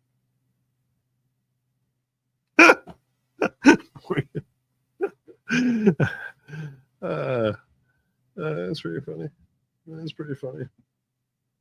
No, Snap.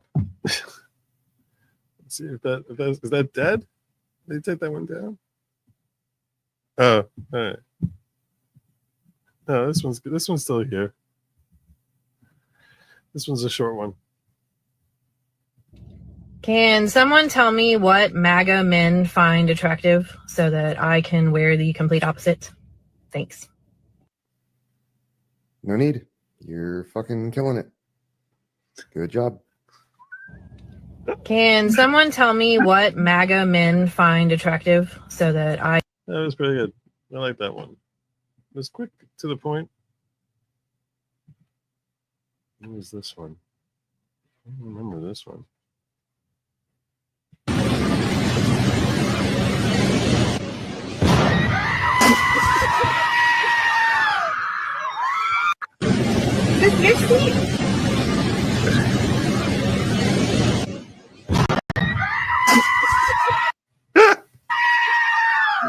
That's pretty good. That's pretty good. Not bad.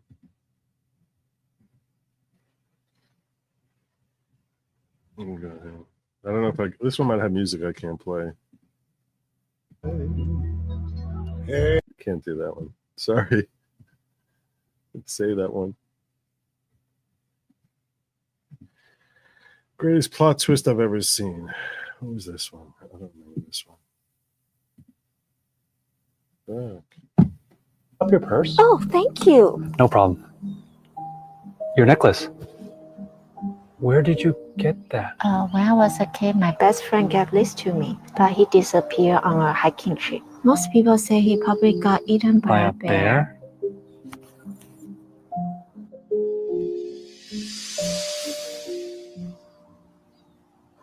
Kevin? Nah, I'm Jay. I found this in a pile of bear poop. Your friend Kevin definitely got eaten by a bear. That's crazy.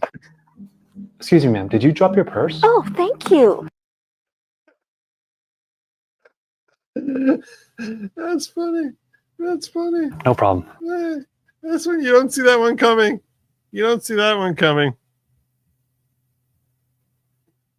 You do not see that one coming. Your friend definitely bear. And the last one is chat music. A new drop from chat music. I see something here.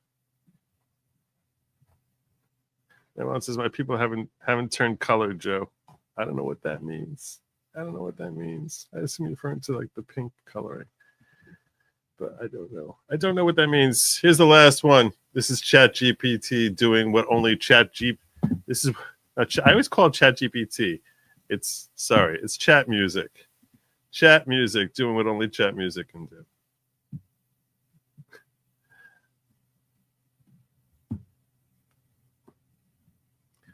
MAGA is not a cult. Mostly not. Mostly not. All right, we're going to close out with this.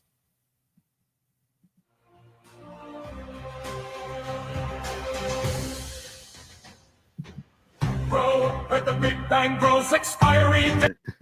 Bro, the Big Bang. Bro heard the Big Bang. Oh, that's pretty funny.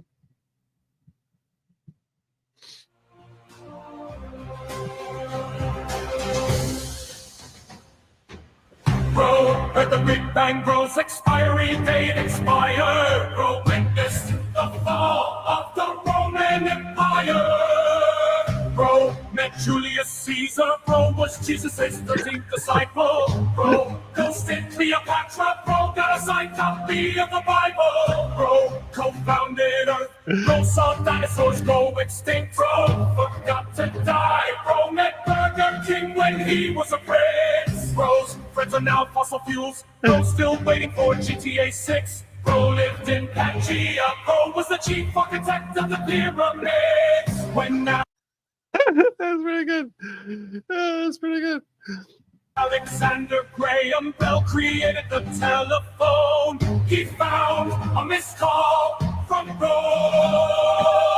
Bro's bestie was Shakespeare. Bro invented the oldest trick in the book. Bro watches Jurassic Park to reminisce about his childhood. Bro was the waiter at the Last Supper. His birthday says BC. Man has Moses in his contacts. Bro was classmates with Adam and Eve. Bro invented the wheel. POV. Bro was one shot. Bro's not old. Bro's ancient. Bro still waiting for Conti to drop. Bro's history class didn't have a name. That's good. Oh, I like. Bro met Alexander before he was great. Met Alexander before he was great. That's pretty good. That's pretty good. All right, my friends. I think it's time.